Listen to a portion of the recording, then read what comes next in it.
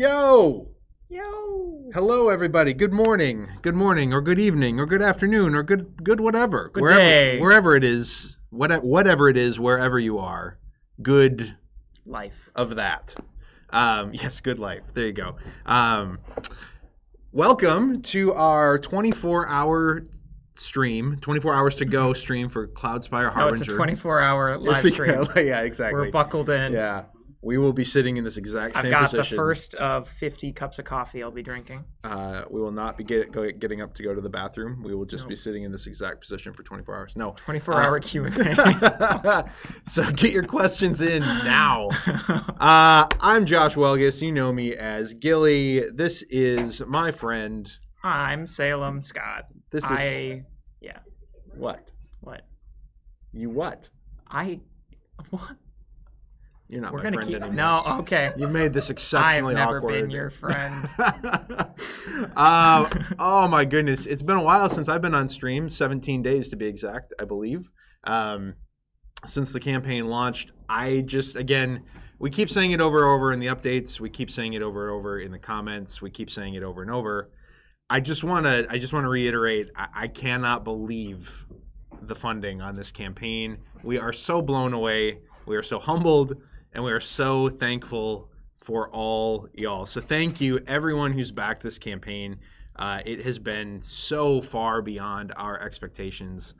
Like I said, like we said in updates, we kind of thought the ceiling on this thing was about $1 million, and that would have been a massive success in our mind. That's what we kind of pre-planned stretch goals out to. We were like, if we hit this and we unlock all this content, that's great. Then... It went bananas. It kept going, and we added stretch goals up to 1.5, and we're like, okay, surely that will cover everything we need. And here we sit, fully stretched at $1.7 million, and the last 24 hours are usually pretty heavy in funding. So, 1.8 higher, I don't know. We're just blown away. We're just absolutely blown away. Again. Our sales for Cloudspire outside of campaigns would never have indicated there was this much love and interest still remaining in the game, and we're just so thankful and excited. So thank you. Thank you indeed. Thank you from the bottom of all of our hearts. It's been awesome. So we're here. We're gonna give away some copies of 20 Strong. Mm-hmm. We know there's maybe a number of you who are coming to back Cloudspire. Who maybe haven't added the Cloudspire 20 Strong deck because you don't have a base game of 20 Strong. We're going to give 5 of them away. So in the video description, you can find a link to fill out the form to enter to win one of 5 copies of base game 20 Strong that has Solar Sentinels included. It has everything you'll need to play the Cloudspire deck when it arrives. Well, it doesn't have the Cloudspire deck. So it doesn't have the base game of 20 Strong doesn't have everything you need to play the Cloudspire deck. You need to also get the Cloudspire You're deck. on thin ice. No, that's a good point. That's a good point. You will still need to buy the Cloudspire deck. But you get the base game for free. Correct. And we will ship it out, in the next week or so. So you'll be playing 20 Strong right away, which is great. And you can get the Too Many Bones or Hoplo decks in the meantime as well. You could also do that. So fill out the link or click on the link in the video description, and you can be entered to win. Do not submit questions via that link anymore, because we will not be reading your questions from there. If you have questions for this Q&A,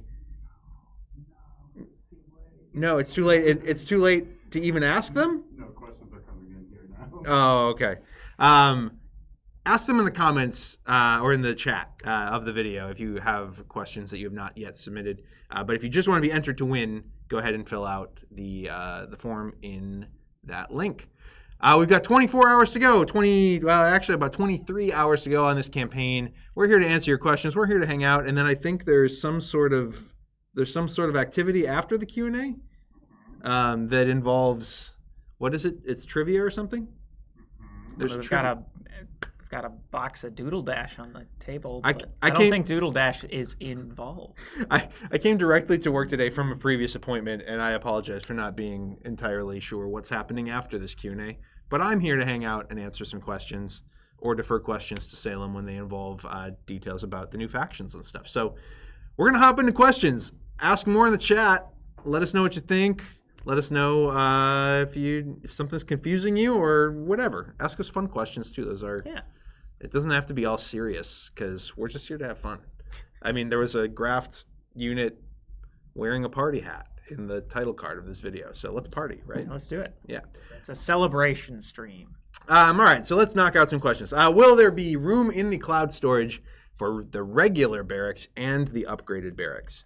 I am not sure. I would venture to guess no, but I am not sure. Again, the final dimensions for cloud storage are not yet fully and completely locked in.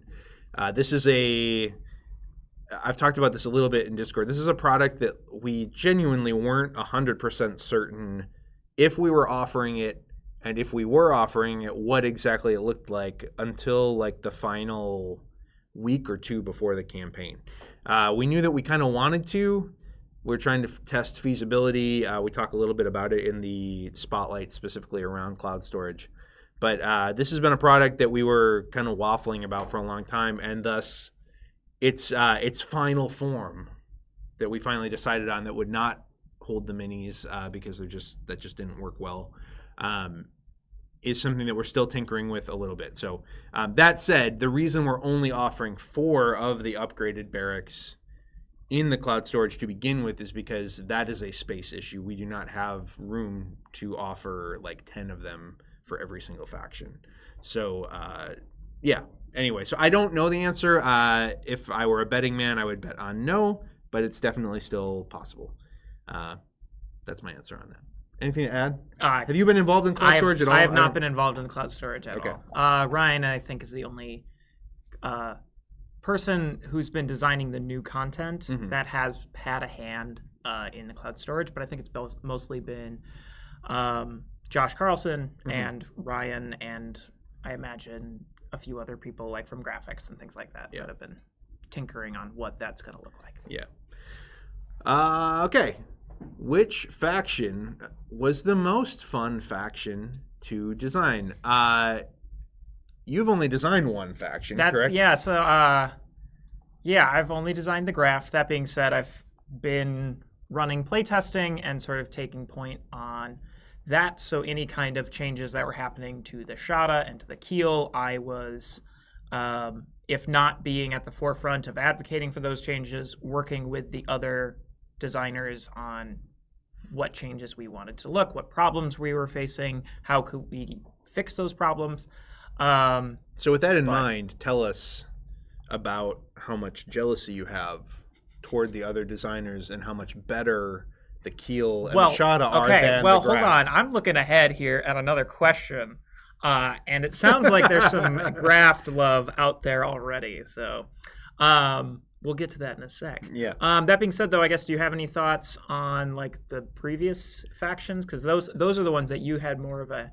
Yeah. At least those products you had more. Yeah. The only faction I designed from the ground up or developed from the ground up, however you want to phrase it, was the Aurora, and I had a lot of fun. Because you had the whole like completely different units on different sides dynamic kind of going on. I had a lot of fun working with the Aurora. I thought that was a lot of fun. That said, I did do a ton of solo campaign development for all of the factions.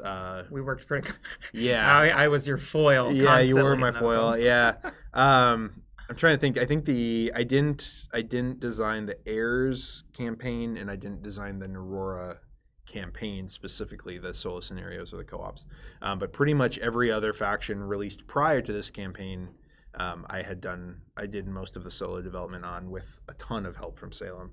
And I think maybe my favorite faction to design solo content for was probably the Grige. Oh, but one of my favorite. You made my life terrible. I remember actually very little about, again, like some of these types of things you work on them and you design them and you like rarely go back to them. But the sort of gnarly way that the Grige kind of evolve and the things that they can do with tunnels, and then the things that they can do with capture. I think that was capture. Like, Salem broke the game so many times overusing capture or like that. We had to put the cap on it. Right? It used to not have the capture a cap limit. Yeah. Yep. So, and I think and this tends to be the case as you're designing factions or characters for a game. Like the further you get into a game's design, the more interesting things you do with the mechanics in the game because you're comfortable in that initial box, and then it's fun to start venturing outside of it. And so I would say, I think of the original 5 factions that came out for the game, the Grease were definitely the most like outside the box, I would say, in terms of the way that they functioned.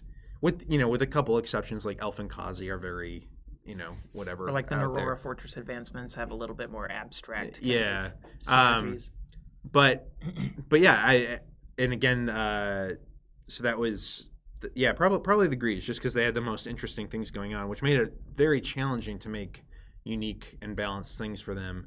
And then the Uprising were my least favorite. The Uprising were my least favorite just because market volatility and unit volatility made those really tough to make things like level from a challenge perspective. Like they were very volatile scenarios, and that was hard to design for. So, yeah. Well, I think one of the, I can't remember which one. I would be able to look at the map and know that's the one, but I don't remember which number it is. But I think I told you this even at the time. The one Greed solo scenario I'm thinking of is my favorite in the entire game. Yeah. Oh, So that is high well praise. done. That is high praise from you, honestly. That's not even sarcasm, even though we're fighting. They're always fighting. Correct.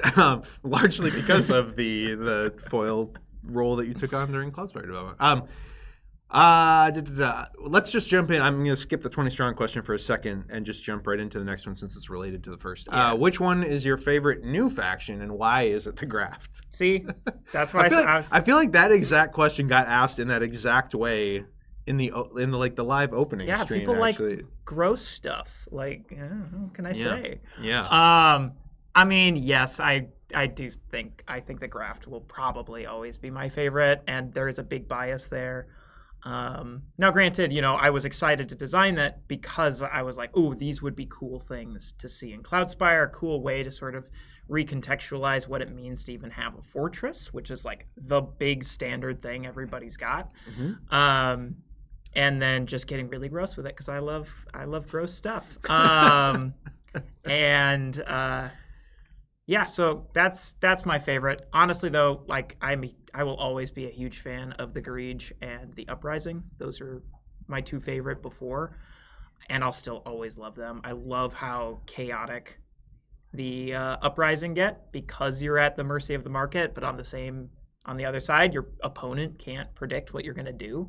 And then the Greed are just a ton of fun. I love the evolving mechanic. I love sort of evolving a larva, and you roll the die, and you're just like, all right, give me something better, and it gives you like a Gek web or something, and you're like, yes, okay, let's go. I can use this.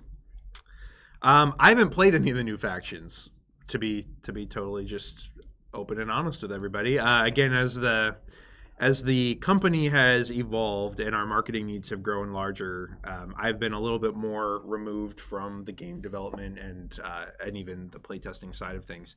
So I haven't played any of the new factions yet. So I have no comment on that question. And I would say I'm most excited to try out, though, the glow-in-the-dark ink on the keel. So that's my answer to that question.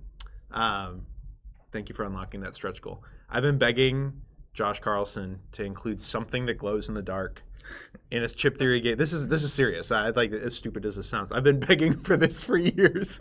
We finally found something that we can make glow in the dark, and it makes sense, and it's great. So I just like sometimes we sit back and we think of like, what's something pointless we could put in, but it's just kind of cool, and that's always my answer. We can make things glow in the dark. All right. Oh, we don't want to totally skip that one question. So again, tied to this question, what's your favorite faction to play? I am not very creative strategically in games, generally speaking. I like the path of least resistance, and coming from coming from a little bit of a StarCraft background. I was never good at StarCraft. Let me be hyper clear about that. But I'm kind of a troll, and so like I tended to be very, very one note in my StarCraft strategy, and I liked doing cannon pushing with the Protoss, which is basically you try to like essentially cocoon your opponent in with photon cannons, and then slowly build them closer and closer and closer, and they just can't. It's really annoying. It's the most trolling strategy, and it either works in the first couple minutes or it fails spectacularly.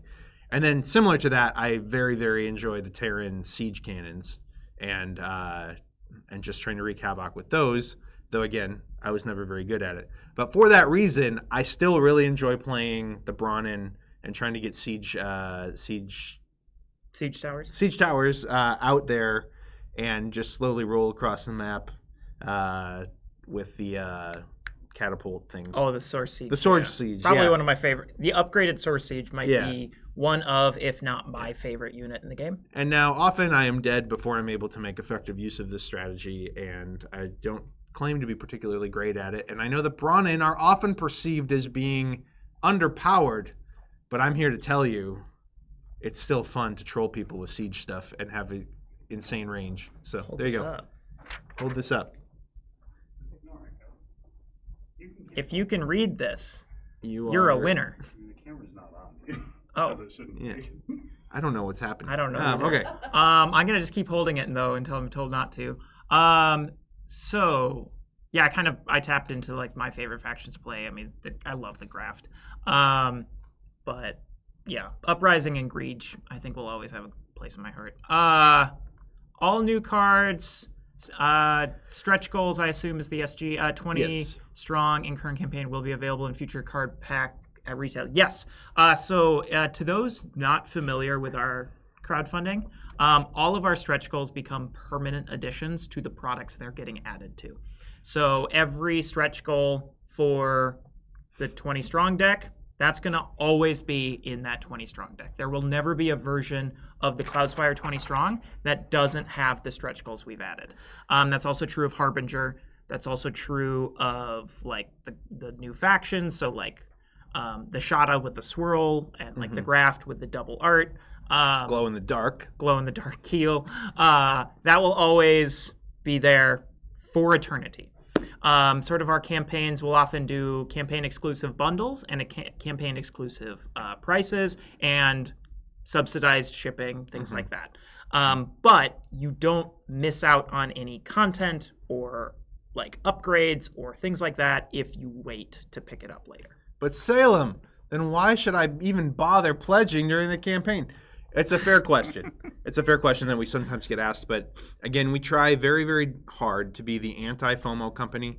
I never want to. I mean, even some of the warnings we've been giving on this campaign of like, hey, this stuff might not get printed again in the future, Minis which is true, yeah. Makes me feel a little sleazy even saying out loud. Because again, the intent there is not to make people feel bad that they might miss something or force people to make bad financial decisions or like whatever. Just on this franchise in particular, we have to be honest about the fact that again, it doesn't sell particularly well outside of campaigns historically, and so there's just some stuff that may not see reprints. But yeah, as a general philosophy for what we do as a company, we try very hard not to be a company that pushes heavy FOMO. We want people to be able to get all the things whenever possible. So yeah. All right. Not to be confusing, the piece of paper had no words on it. That was for. Oh, I know. I was being white confusing. Balance. People are just confused. Well, so yeah, if they can't, so the people who couldn't read it, they. You just kept calling attention to it, so I didn't want you to do that. All right. I'm gonna generalize this question rather than have it reference any specific faction. But are there any factions that are underpowered against other released factions? Some people on Board Game Geek have dived into this with data. Curious how you guys feel about that. It's really, really, really hard to balance like asymmetrical factions perfectly in any given game. So I would never at any point claim that every faction is perfectly balanced against every other faction. It's almost, again, especially with the limited amount of resources that we have internally to playtest this stuff super, super heavily.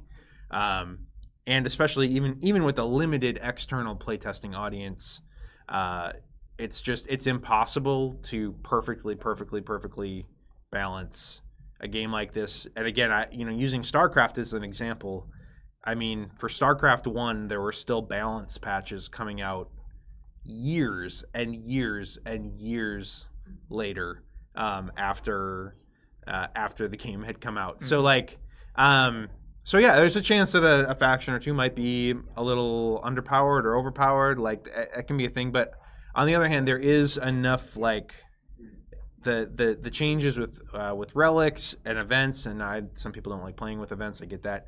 And with landmarks, other things that happen in the map, like especially above the 2-player level, I think any faction can win any game. Is my personal opinion. Yeah, I would agree. I mean, we've played a lot of Cloudspire here, and like a lot of us have played a lot of Cloudspire on our own, and I'm not disagreeing with a lot of like the deep dives that I've seen online. They're very well researched, very well thought out. They obviously are coming from a place of a lot of gameplay. And so like I do get that and totally understand that. That said, like, I think when you look at different levels of play, the factions that become obvious for those categories do start to differ.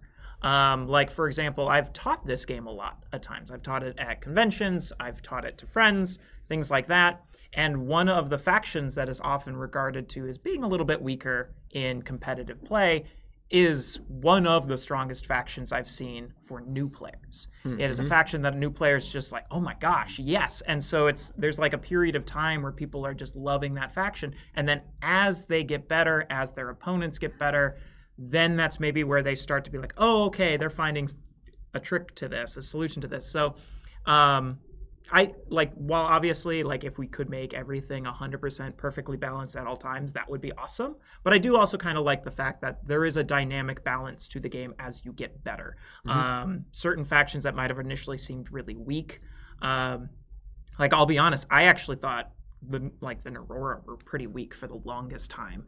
And then once I started like thinking about them in different ways and trying some different strategies, I'm like, oh gosh, okay, no, the Aurora are really good, really strong. I can hold my own against really good players with them. They also have a high skill ceiling because of the amount of units that they've got to work with. Right. Yeah. Right. But yeah, and of course too, like, we're working with board games here, and so like StarCraft, as you mentioned, has the luxury of being able to push out just an internet update that just can automatically apply to everybody's games. Yep. Can't exactly do that with board games, and like, it's not in, like, we don't want to be like flooding the internet with like, oh yeah, here's like all of these little tiny tweaks and errata things. Like, obviously, if there's something that's actually broken and doesn't work, like, okay, we do want to put out an FAQ, put out an errata, things like that.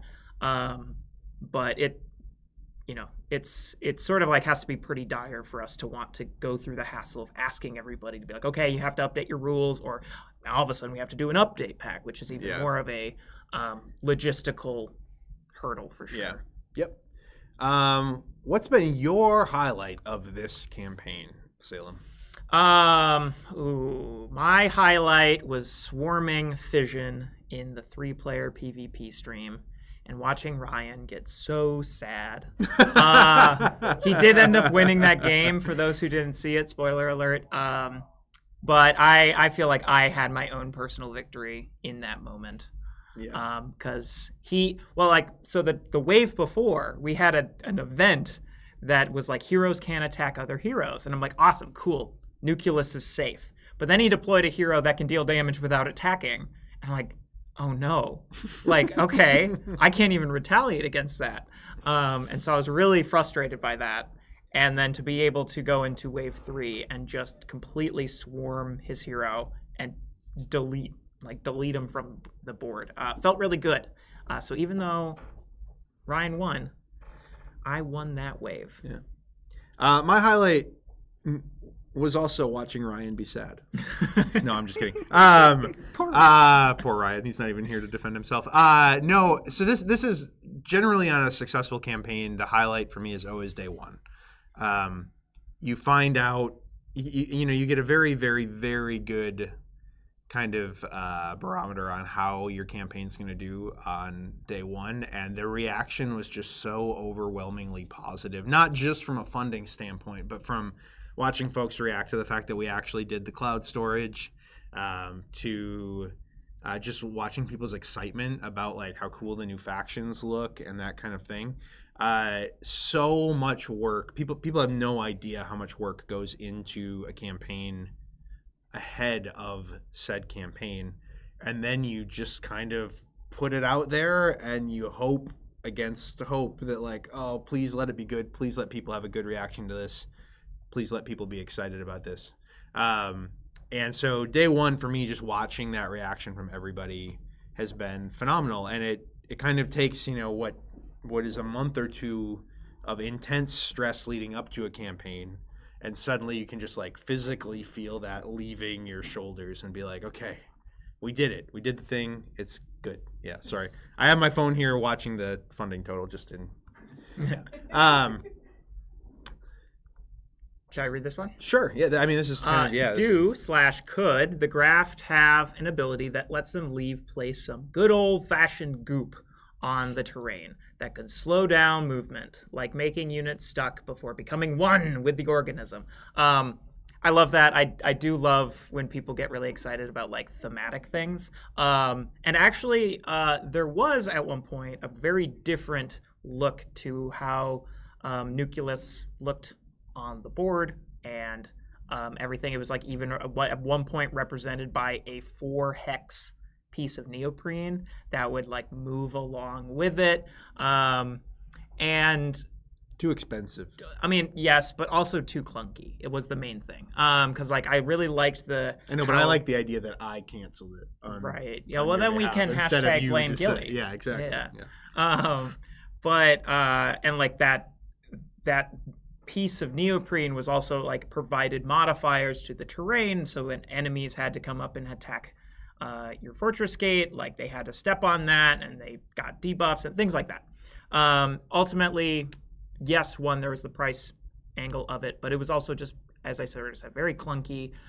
We thought about like other things like, oh, do we want to have like chips, sort of like how the Greege have toxic fumes that can damage people when they move onto it. And there ultimately like was a couple of cool ideas, but they just didn't quite connect and feel as great as they sounded on paper or sounded thematically. But we definitely still wanted to incorporate like, oh, well, how can we incorporate this idea that the Graft is actually grafting others into it? And that's where like the Golgi apparatus spire has an ability that's effectively like capture, but only for that spire. And where when the spire defeats an opposing unit, you get to place that unit chip under the spire, and it serves as like a buffer. So your opponent has to hit and remove that upgrade before they can use that unit again. And then there's also Nucleus has a ability called Grafted Snare.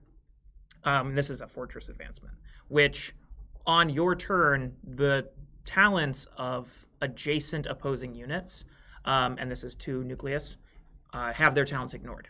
So it's sort of like they're up against it, and it's sending out all these tendrils and goop, and they can't use their special abilities anymore. So there's like a Royal Talon coming at you, and you're like, okay, I don't have air defense normally, but you don't have flying anymore.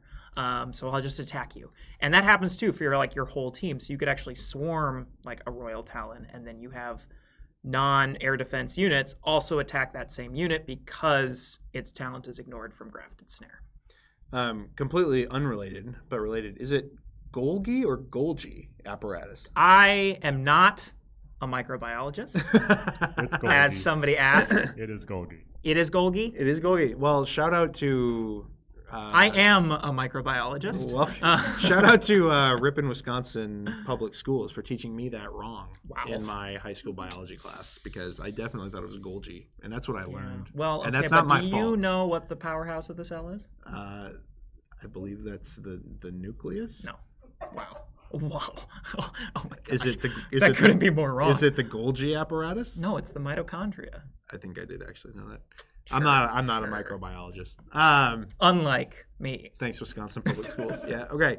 I got a great education growing up. I'm not trying to crap on Wisconsin Public Schools. Okay. Anyway, what did you reasonably expect this campaign to do? I know you said 1 million was the high end. What would have been a disappointment? I don't really want to open the books to the general public, just in terms, because again, there's a lot of things that go into it. But we had budgeted well under $1 million in terms of like, hey, this is what we need to hit budget for the year and be like, healthy financially as a company. And it was well under $1 million because again, we just didn't expect this level of uptake. And anything below that budget number would have been a disappointment. And we were pretty confident, that we get a lot of legacy Cloudspire players back because again, the noise online and excitement online had been huge. But again, we didn't expect this level of, I shouldn't say again, because I don't think I've said this on camera before. We did not expect this level of like average pledge level or average monetary amount per backer, because we're sitting at around like $300 per backer on average right now. And that has been the craziest part of this whole campaign. Because if you had asked me ahead of the campaign what I thought the average per backer would have been, I would have said between $100 and $200. Because that would have been all the new content and then, half of people picking up the cloud storage. That would have been about $150 per backer. So the fact that we're like double that is what is truly crazy on this campaign. And we're coming up on almost, I think we're just about right at where we were on the backer count for Ankar's Plunder. So the fact that we're going to exceed that backer amount also is very exciting to me. So yeah. Reasonably, it was well under $1 million, but not like we didn't like expect $30,000. We certainly expected more than that. So update from the internet that I've looked at. Okay, it is Golgi. My education and Salem's. It's Golgi. It's not Golgi apparatus. Yours. Well, I blame Andrew then. Shout out to Wisconsin Public Schools for being awesome. And you should all move to Wisconsin. Minnesota Public Schools. Actually, I don't know. I have no idea what they told me in Wisconsin school. Public School. I don't remember that. They might have said Golgi in school, and I'm just a bad student. I would agree with that. Yeah. Mm-hmm. Definitely. When will the Cloudspire bag be available? Okay, so we've got a set of reference cards coming. We've got a larger draw bag coming, and we have an updated. Now, this I will not pronounce correctly because I still am not sure what the actual pronunciation is. Yabanthi? Yabanthi. Well, I remember my public school teacher said Yabanth. So. All three of those things: the draw bag, the deluxe draw bag, the reference card pack, and then the updated Yabanthi chip will be available in the Pledge Manager. Why are we doing that way? Why would we not have put it in the campaign to unlock more stretch goals? Don't you know I want to buy it now and it would unlock more stretch goals? Well, number one, we unlocked all the stretch goals, so that's not an argument anymore. But adding things, so we kind of experienced this on Elder Scrolls. We added the Thieves Trove midstream as a product in the campaign, and anyone who had backed a thing previously that was like an all-in, and we wanted to add it to the all-in or we wanted to do whatever, got very confused, and it wasn't automatically added to their pledge, and it got all jumbled, and people were confused. We're adding it in the Pledge Manager simply because we think that's going to be cleaner and not confuse people who have already done an all-in pledge, that kind of thing. The fact that we can advertise it very clearly in the Pledge Manager as a new product, not included in any bundle, etc., to us just makes a little bit more sense at the Pledge Manager level. You can disagree with me. You're going to have good points either way. There's probably not a real correct or wrong way to do it, but that's what we decided. So when the Pledge Manager opens, bags, reference cards, and Yabanthi chips will be available as separate purchases. They will not be included in any current bundle or pledge levels because we did not plan to have those products available when we launched the campaign. They are truly new things that have come from feedback from backers during the campaign. So there you go. Any possibility of a slipcase for the 3 lore books? There is not. There is not. In fact, depending on sales on this campaign, book 1 and book 2 may not even see a significant reprint. and therefore trying to get them all into a slipcase would be challenging when we're dealing with some legacy stock. So, do you have a thought on that? I have no thoughts on that. Okay. Not a single one in this brain. Wow. Did we skip one? Did I skip one? No, never mind. Oh, alloy spire dice? Oh, we did skip that one. No. Sorry, y'all. The end. No. What about some kind of belt for cloud storage? Like a weightlifting belt? The only thing I can imagine this might be like, unless if it turns out we're misinterpreting the question, feel free to yell at us in the comments. I assume this might be for like a carrying strap or something. Like a backpack. No, it's very heavy. I know we got the same question for the Trove chest where someone's like, "Oh, you should add like a strap so I can like carry it." Yeah. You have to lift when these things are fully loaded. Look, you have to lift them totally from the bottom. They are not travel cases; they are storage cases. The game is so heavy. Yeah, we've been over this with Bones, folks. I laugh about it, and this is I always kind of sarcastically comment when we see requests to this end online. People were like, give us the all-inclusive storage solution. Give it to us. And we were like, we don't think you actually want that. It's a lot. It's really heavy. You're not going to be able to move it. It's a lot. Are you sure? Yes, we're sure. We're sure. Give it to us. Here you go. Everybody gets it. Everybody loves it. Everybody puts their stuff in there. You should give us a way to transport the game now. Have you tried the box for the game? Because that worked pretty well. The snarkiness is like at top level right now. Don't throw away your cardboard box for Cloudspire when you get the cloud storage, okay? Like if you want something that's going to easily transport your game from game night to game night or whatever, like the base box is to do that thing. I understand the goal is like, hey, I want to throw away all my expansion boxes. I want to like consolidate it all down.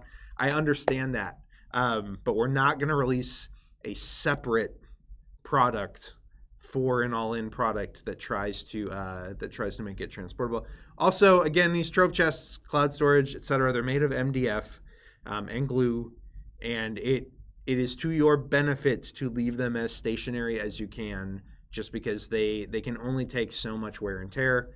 And if we ever wanted to release a solid wood Trove chest or a solid wood cloud storage, they would need to be like $500 a piece. And solid metal. And we're just not going to do that, because there's a level like, would it be cool? Yes. But there's a level where like nobody's going to buy it because it's just too expensive. And so it just doesn't make sense economically for most people. There you go. Okay. You mentioned increased reinforcement of cloud storage with lessons learned from the Trove chest. Will future Trove chests include that additional reinforcement? That additional reinforcement that we're speaking of has already been incorporated to the level that we can into modern. I don't know how many years we are since the original Trove chest print run. 2020 was when we started sending them out. Yeah, so the first print run of Trove chests did not have as much like glue and reinforcement as it probably should have. We have since, in previous print runs, adjusted for that. Now, again, the first run of Trove chests was also sold for $75. And they are now $150 because we have needed to add a whole bunch of padding to the outer to ship it in. We've added more trays for there's way more QC that goes into them, et cetera, et cetera. But those same lessons have already been incorporated into the Trove chest with current print runs. That doesn't mean they're perfect. That doesn't mean they all arrive undamaged. Sometimes we still do a decent amount of replacements for Trove chests because, again, shipping boxes of that nature already assembled around the world just comes with its fair share of challenges. So, but our customer support has got your back. All right. How and when do we add on the AI reference sheets? Again, that will be in the Pledge Manager. And that's to not confuse people because they were added midstream. Mm-hmm. How many people are in your playtesting team? That's a great question because we kind of, depending on the project, do playtesting in two different forms. We do playtesting here in the office, in person, and that is typically a much smaller team. I have been running playtesting for most of our projects recently. I know Adam was taking point on Roth playtesting, especially for the solo and co-op he was designing. But for Elder Scrolls and for Cloudspire, I have been running that and been working with sort of a lightly shifting but pretty consistent group. For Elder Scrolls, I think in total, I had around like 8-9 different people, maybe 10. Cloudspire is like 6 that I had. And, like I would switch up the teams and switch up who is playing what, things like that. But it was really good to have like a small core group of people that I could sort of be assured they like knew these factions when they first started. They've been learning the changes. They've been making sure, like, for example, I had one playtester who routinely played the Keel through their development. And the Keel, as we sort of mentioned before, started off very strong, like way, way too strong. But he was really having fun with it. And it wasn't just because I am winning. Like, it was, these are fun to play. They're interesting to think about, like how to use the promotion mechanic, how to use things like conscription and poise, but we had to tone it back. And so I really relied on him to be like, okay, I'm going to give you a weaker version now. Are they still fun? And he would routinely be like, yes, still very fun. And to the point where he finally started to lose a game or two here and there. He was like, yeah, no, these are still really fun to play. And it feels like I lost because my opponent played really well. I misplayed some things, these things, rather than like, oh, you've made the faction too weak now, which I don't think we've done.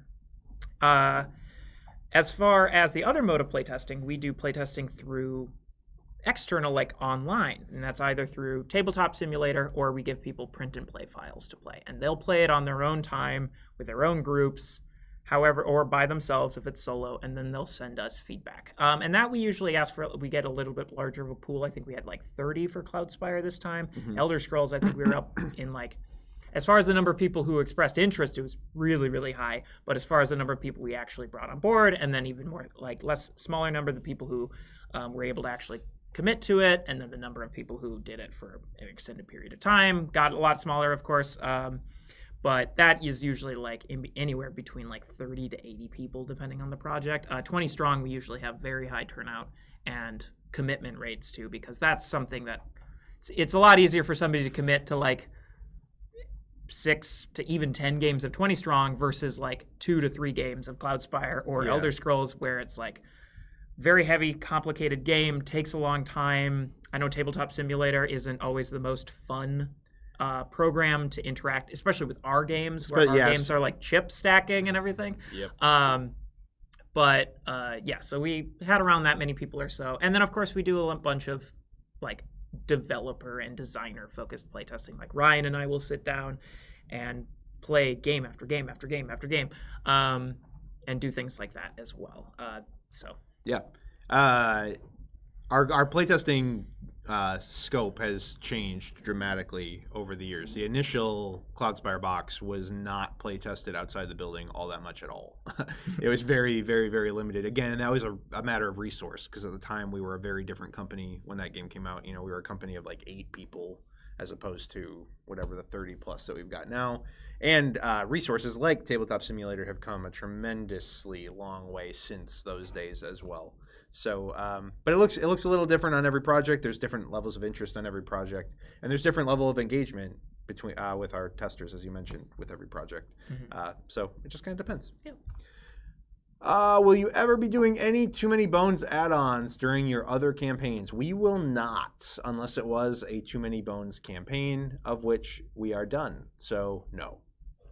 All right. That is a way to say no twice and disappoint you twice. I'm sorry.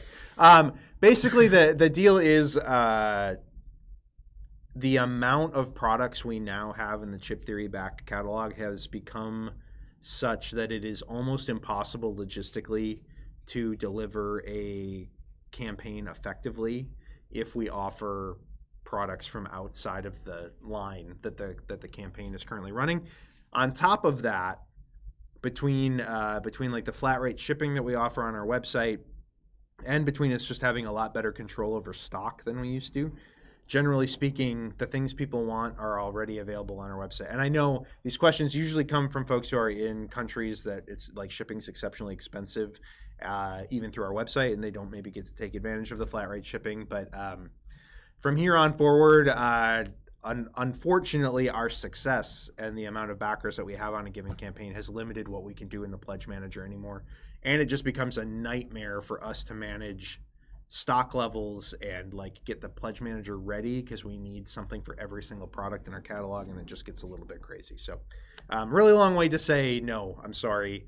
Moving forward, Pledge Managers will almost entirely only include products from the line that is being marketed on that particular crowdfunding campaign. All right. Any recommendation on how best to permanently write on the underside of a neoprene tile? I'd like to write the island or tile numbers on them. So my personal thought is don't, because if you are playing PvP, like it is meant to be a blind setup when you're picking the isles. You're not supposed to know which one you're picking. Your opponents aren't supposed to know which one you're picking. Salem has every hex of every hex group. I don't. Memorized. I don't. By number. I know which one is 1, and I know which one is Earthscape 16. That's it. Wow. Yeah. Okay. Anyway, I think I know 8. 8, I think, is the one with like the plains that look like a desert and it's got 2 source wells next to each other. I think that's right. Anyway, however, I guess if you're a solo or co-op only player, I can understand why the desire. I don't know. I've never tried to do it myself. I think there are like those white markers that I don't know how to describe them, but they have like the end and like they're like a paint kind of marker, and you like push it down on the surface. Push down on the Golgi apparatus into the ink that's in the. That's just a paint marker. That's a paint marker. Thank you, Amanda. That is a paint marker. I imagine that would probably work okay. But again, if you're playing this game PvP, you probably don't want to. It is hard to see, but there are numbers actually on the image side. In the second print. In the second print, yes. If you have the very first one, you won't have those. But in the second print, there are little numbers. And of course, in the all of the new stuff, so like the stuff that'll be in Harbinger, for example, those will, of course, have the little numbers on them. Yeah. But there are numbers on one of the hexagons. They are kind of hard to see because we didn't want them to be distracting, but they are there. I think actually, if you get like a silver or gold Sharpie, and that's usually what we bring to conventions, like when folks ask us to sign rule books and that kind of thing. Those can write on just about anything as long as you let it dry and don't like touch it too much while the ink is still wet. You might have one of those more often than a paint marker. So yeah, I think a silver or gold Sharpie is likely to work. I feel like for some reason I can like picture us having written on the back of maybe we even signed a piece of neoprene for somebody at some point at a convention. I can't remember. I feel like I've written on the back the black like grippy part of neoprene though with one of those markers, and I think it worked. That would be my recommendation, but I don't know that for certain. So there you go. Would you consider doing new expansions in the future, considering the success of this campaign, or is this franchise and game really closed? I say this about everything we do. We never say never to anything. What it would require, though, for us to come back to the Cloudspire well in any capacity, source well. Good synergy right there. It's fine. You can boo me off of that. I'm leaving soon anyway. It's fine. It would take a dramatic change, I think, in the way that it sells outside of campaigns, in order for us to seriously consider that. And also now with the cloud storage, again, we have, people are already asking for like a Trove chest for Elder Scrolls. And I'm like, the game's not even out yet. We don't know how much content is eventually going to exist for this thing. We're not doing a chest until we're pretty sure we've got our arms around exactly what's going to be released.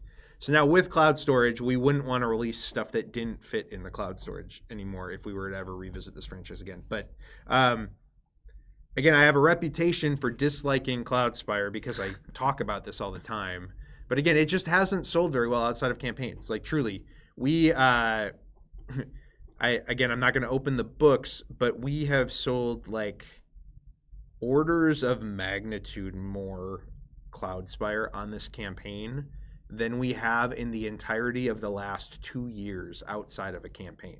And it's not close. Like your eyes, like it's more than 4 or 5x on this campaign compared to what we've sold in the last 2 years through our website and through retail and even through like translation partners.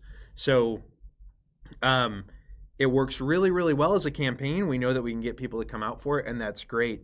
But the goal is always to have a successful campaign and then also have an exceptionally successful tail on the product where it is selling well after it's made. This campaign is more than justifying itself. It's going to be very profitable for us, which is great. So I don't mean to like say, this isn't as successful as it looks. This is, again, well beyond our expectations. But it's just never been a line that has like been able to capture much mainstream appeal. It's for a very specific kind of gamer and a very specific kind of fan. And so I would just say all of that to say probably not. This is likely the end. And we always would rather go out on top and really excited and confident in a product than we would try to like milk it for once inspiration is gone and that kind of thing. We've said that about Bones before. Like, we don't really want to go back. Like, we know if we did another Too Many Bones expansion, we could do $1 million on it and everybody would be excited about it and they'd all buy it. But we wouldn't be that excited about it. I don't think we would feel all that inspired by it. And we're not interested in making things along those lines. So anyway, that's a really long answer. I don't know. How would you feel going back to it? Would you be excited to do another faction? I think there'd be, there's elements I think I would be really excited about. But again, we approach this and this wave of content as the end. Mm-hmm. And I think we had a lot of fun thinking about that in regards to the story as well. The story gets really exciting. It absolutely feels like a ramp up, like named characters are killed off, factions are decimated, like the world is forever changed by the end of this campaign. This story has a very intense and surprisingly dark finish to the whole thing. It's intense. Yeah. And we had a lot of fun with that. And there is that level of like, we are saying goodbye to Cloudspire as it exists with this. Of course, like, will we pick up Cloudspire stuff in the future in like a proper like sequel game that is reimagined and altered and tweaked and changed and different time period or whatever it might be? Maybe. Yeah. And I think the success of this campaign has got a lot of us sort of excited about that hypothetical in a way that we might not have otherwise been. But Cloudspire, betrayal of the second era of Cloudspire. Oh my gosh.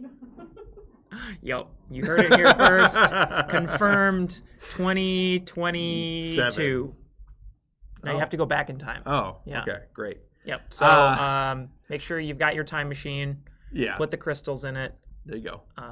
And just like we've said with Too Many Bones, like we're not done playing in the world of Too Many Bones, but we are done with Too Many Bones, that version of Too Many Bones. When we do Too Many Bones 2, and it is inevitable, we have it penciled in. We have it, Too Many Bones 2, or Too Many Bones, comma TOO, whatever. Oh my gosh. Whatever we do. Yeah, too many two bones. Yeah, because we will do that. We have it loosely penciled in on the calendar. We're not working on it yet, but we just don't want to go backwards. We want the systems to evolve. We want it to be different. We also don't want to just redo it and make it like, oh, this is a better Too Many Bones. It's the same thing, but it's better now. Like we want to evolve. Mm-hmm. You can see in Elder Scrolls, there's so much Too Many Bones DNA in that game, but it is a very different game from Too Many Bones at the same time. And that's always what we're interested in doing. So if we were to revisit Cloudspire, we would want to do something new with it and not just have it be a retread of the existing stuff. Mm-hmm. And I mean, even 20 Strong Cloudspire is kind of an example of that. Of like, hey, we're trying to put this down to its most basic elements and let you play it in a new and unique way. Yeah. So it'll give you a bloody nose, like it did for me. That's right. Yeah, that's the highest That's the best advertisement we could ever give to anything. It'll make your nose bleed. Okay. Are there many MOBA fans? Okay, for those who don't know, MOBA stands for Multiplayer Online Battle Arena, I believe. That maybe you would think about a game which would focus more on the MOBA mechanics. Okay, so yeah, we've sort of said in the past that Cloudspire has MOBA elements. For some examples of some MOBA games that exist out there, video games, I'm not sure if there's other board games that do it, but some video games would include League of Legends, Dota 2, Heroes of the Storm, that one Pokemon one. Pokemon Snap. There was a Justice League MOBA. one that didn't. What was that? That one, Infinite Crisis or something. That one didn't last long. Anyway, so it's primarily about where like every player, oftentimes a 5v5, every player controls one hero or champion that they can level up over the course of the game, and then there's a bunch of like just sort of autonomous minions or creeps moving towards each other. And Cloudspire has some of those elements, but I honestly think it's almost more similar to real-time strategy games like StarCraft, as we've mentioned. Yeah. But there's definitely that inspiration for sure. Let me invite you into my trauma. Oh. Let me invite you into my trauma.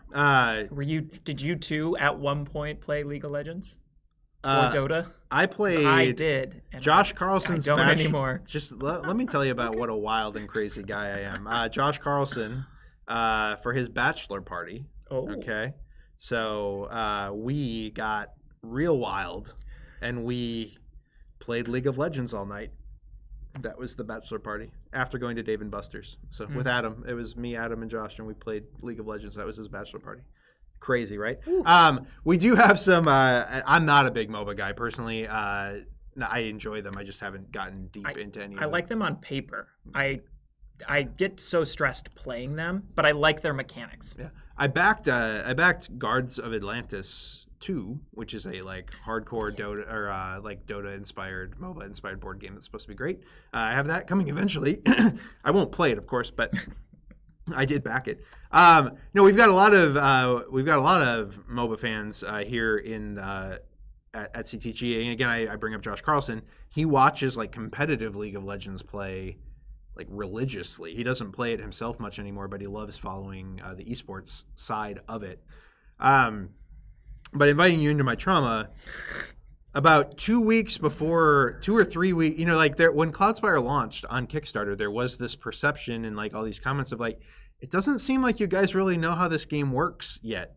Like, you seem confused about how this game works. About 3 weeks before the original Cloudspire campaign launched, and again, this tells you kind of how Wild West CTG used to be. Again, very small team at that point of like 5-6 people in the entire company. And JC was like, hey, you should stay late tonight so I can show you Cloudspire so that you're like, you know how it works for the campaign. And I was like, great. And so I stayed late and he sat me down. He was like, okay, so you've got like different factions and they're going to have different abilities and like they're going to be on the different side of the map. You're going to kind of set up maybe the map like this and there's path. And then like you've got your minions. So like you could build a tower here or here and like you've got your minions and they just kind of like march toward each other. And then when they meet in the middle, they kind of beat up on each other. It was about 3-4 weeks before the campaign. And I can remember I had just moved to Minnesota to take the job full-time at Chip Theory, thinking like, I didn't know Josh that well yet. And I was like, is this guy a one-hit wonder with too many bones? Like, I was a little bit nervous about it. And he's showing me like the base outline for Cloudspire. And I was just like, oh no, there's nothing like, this ain't there yet. This is not there at all yet. And it was that night. And again, the pitch for Cloudspire up to that point had been like, it's a tower defense game. This is CTG's take on tower defense specifically. And it was that night where I was like, we gotta figure out some more things here. Like you've got to have some units that have more autonomy in how they move around. And that night is where the idea of heroes in Cloudspire kind of were created, and that from that point, we started thinking of it more on the MOBA level than on the purely tower defense level. But I even think MOBA, I do think MOBA is a little bit of a misnomer. We kind of coined that phrase that night, that it was like a MOBA, because we were like, oh, now you have a hero that you can move around and level up. But like, you can't level up your hero nearly to the point that you can in most MOBAs. So it's not that's not quite accurate either. I agree with you. It is more of like an RTS, and maybe more on like the Warcraft 3 specifically side of things, where you do have a little bit more powerful hero. And MOBAs were born out of Warcraft 3 mods, I believe. If I'm not mistaken. Tower defenses. Yeah. So like, anyway, all that to say, would we ever make a like proper MOBA board game? Possibly. In fact, I think I've seen at some point, Josh Carlson was showing me something that was more in line with that. We haven't followed that thread as of right now. But Josh also just loves the idea of like squad building, like a really small team of very, very specialized folks. That's kind of where even some of the ideas from Burn Cycle originated. So yeah, I mean, again, it might be more than just a single hero, just because in a board game, often it's more interesting to have a couple units to move around than just like one guy that's just doing one single thing. But yes, we're not working on anything right now, but that is definitely something that we would consider in the future. That was a really long answer. Sorry. Needed to invite you into my trauma. I genuinely was like on the brink of panic. I was like, this, oh no. I think, oh no. I think you've talked about too, like the whole in the hotel at Essenspiel, like designing the game while the campaign was actively going to, right. And things like that. There were so many things. I mean, again, people were expecting a follow-up to Too Many Bones that was like exactly like Too Many Bones, and Cloudspire, aside from Chips and Dice, is like nothing like Too Many Bones. And so there were like all these people reacting negatively to the fact that it wasn't 1 to 4 player cooperative, and just like all of these things. I was, again, I have a complicated relationship with this game simply because that was one of the most stressful periods of my life. I think we just skipped one real quick that I can answer very, very quickly. Have you ended sending invitations for playtests for Cloudspire? Yes. In fact, actually, we've also ended external playtesting for Cloudspire as well. We are sort of in the dev-only kind of, we're like, okay, we're taking in all the feedback. We're running through game after game after game, sort of really stress testing these things that were brought up in playtesting and just making sure things are feeling really good. But no, we did that over the summer, ending in around like late September. If you are interested in playtesting, my biggest advice is to make sure you join our Discord server. I don't know if we can post a link for that. I don't know what. We definitely cannot. But joining our Discord server, and in the roles tab, I believe, there is one called playtesting where you can check that to mark that, hey, you want the playtesting role. And so when we do a server-wide update of like, hey, playtesters, here's the interest form for this next upcoming project, you'll get notified if you're checking Discord, of course. That is the best way to sort of be on top of it, because we always do love to check with our Discord users first, because our Discord members are like some of the most active and passionate and engaged members of our fan base and our community. And so we really love their input on playtesting. And so we want to make sure they're aware of when playtesting is starting. So if you want to be part of that, that's my recommendation. Mm-hmm. But yes, we are all done with that for Cloudspire. Yeah. Cloudspire lore is surprisingly unique for a board game. Have you ever thought about expanding on that with novels, for example? We can ask Ryan to write a bunch of novels. Ryan, I mean, again, the world of Cloudspire, for the most part, is largely from Ryan's mind. Josh and I definitely gave him some direction on like the initial factions. But in terms of like what was happening, why it was on Sky Islands, what these people are fighting over, all the deep dives on the characters and the lore, that's heavily Ryan's thing. I don't think novels based on Cloudspire would sell well, and so therefore they're likely just not worth the effort outside of an artistic enterprise. They're not worth it probably from a capitalistic enterprise. But if Ryan were ever inspired to do that, we certainly could. Inspired? Good. That was good. the other thing I would just say is that, again, like, if you have not read the attached lore as you've played through the solo scenarios and the solo and co-op campaigns, especially in the hardcover books, like, it's some really, really good narrative. And the way that something that surprised me when the game came out, especially because I don't often tend to care at all about lore in board games at all. Like, it's just not my thing. I'm playing it for the mechanics and for the social side of it, generally speaking. But everyone who really did engage with the lore on Cloudspire was, like, absolutely loved how well the narrative and, like, what happens on the board ties in together in terms of, like, even the way the maps are set up. And I know, like, as Ryan was writing the lore and we were kind of walking through the solo scenarios and that kind of thing, we did spend a lot of time building the synergy between the storyline for a given scenario and the mechanics of a given scenario. So I don't know if it would be as interesting without the gameplay in there, because, again, it's kind of we call those books like a playable history of the joining war and that kind of thing. And we really tried to make it that. We really tried to make it that. No, there are no PDFs available. We are forcing you to buy it because we are capitalistic tyrants. Well, that's not entirely true. Fine. We do have We're PDFs. giving it away for free. We do have PDFs of the stuff that's included in the game. Right. Like, so the ones that are included in the base game, the ones that are included in the individual factions. So those do have story, like one page of story. So it still gives you context and things like that. And it makes the scenario make sense. You get a snippet of the story. However, if you want, like, the full deeper dive, that is in the physical lore books only. And no, there is not a PDF of those, and that's pretty much just purely because, like, that is what we're selling with those.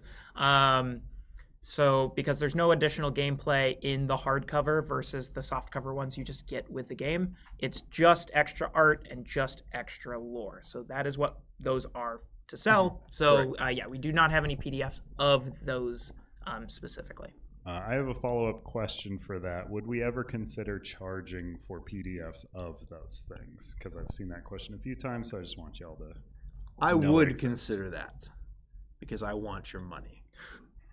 And I will take it in whatever way you will give it to me. Wow. Well, there you go. Yeah. Okay. Yeah. No, we would consider that, and I think we have the ability to do that through our web store. So that's an interesting thought. Sometimes we make certain decisions because we are trying to sell a certain thing, and we do not want to undercut the sales of another thing.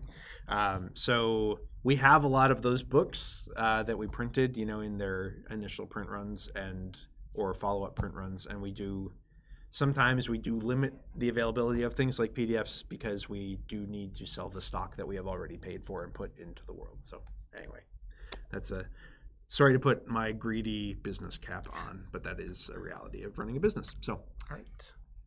Do I understand correctly? Is Harbinger expansion similar to Portal Seeker expansion in content? I don't. Maybe no. So I would probably say. So for those who don't know, Portal Seekers comes with an alternate game mode for PvP only. Does not come with any game modes for solo. It doesn't have any solo scenarios or any co-op scenarios.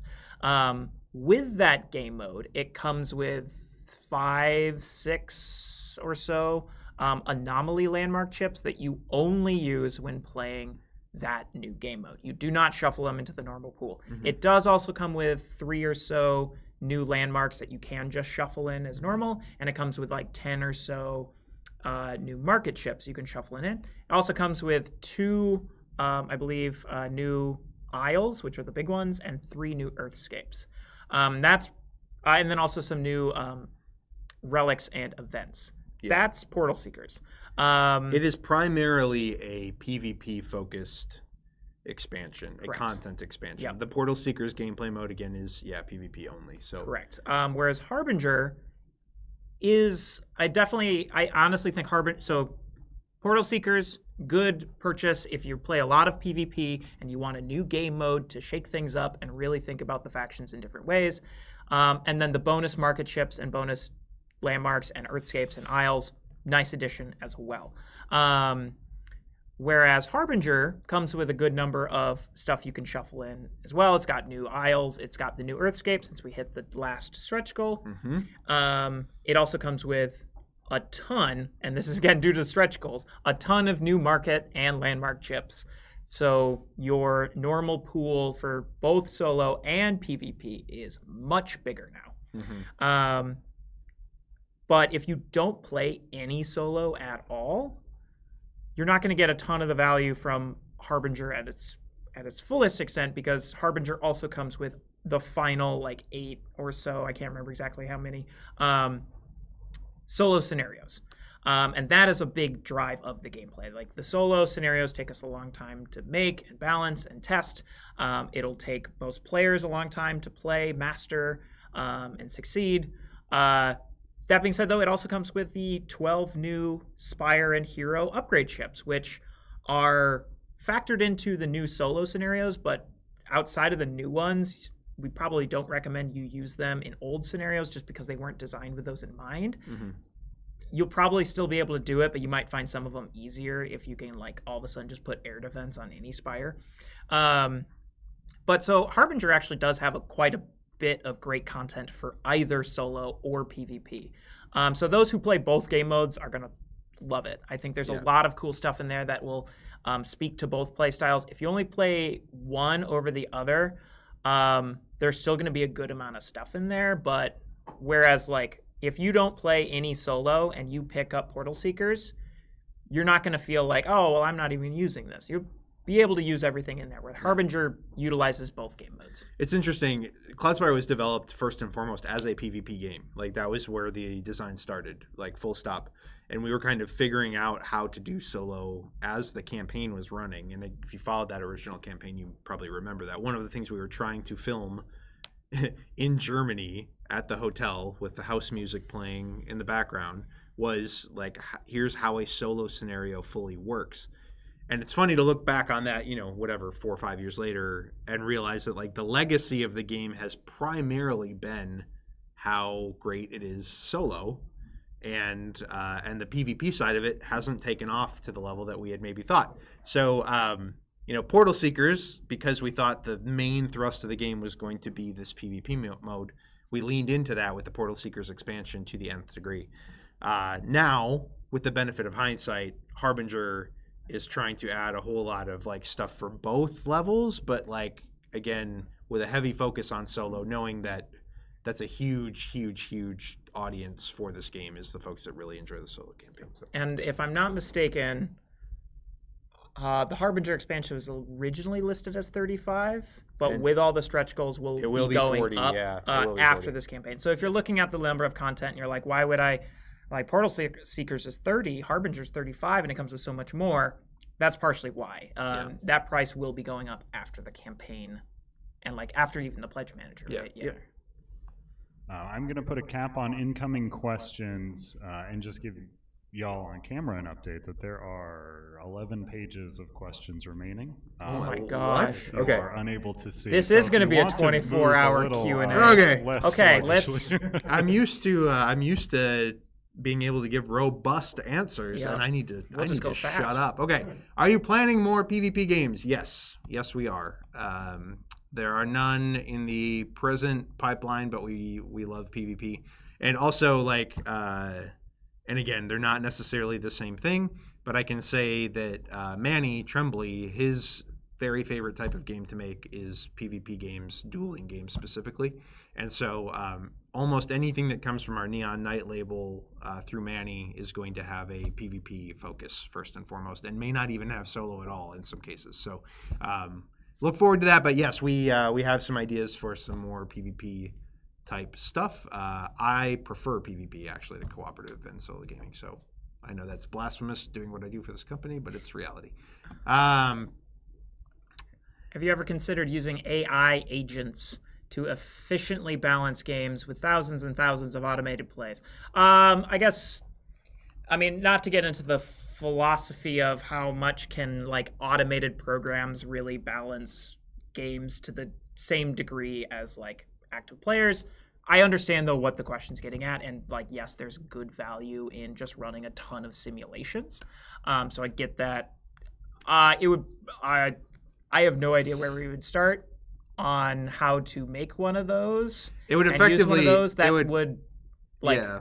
factor into board games. Like again, like I know because like we've gotten a lot of people who'd be like, oh, I'd be interested in a digital version of some of our games, and some of our games that could maybe work a bit more for it. But there's so much in board games that would have to be broken down into like menus and decision spaces. Like for example, like even down to like, oh well, if multiple things have the same timing, you get to choose the order.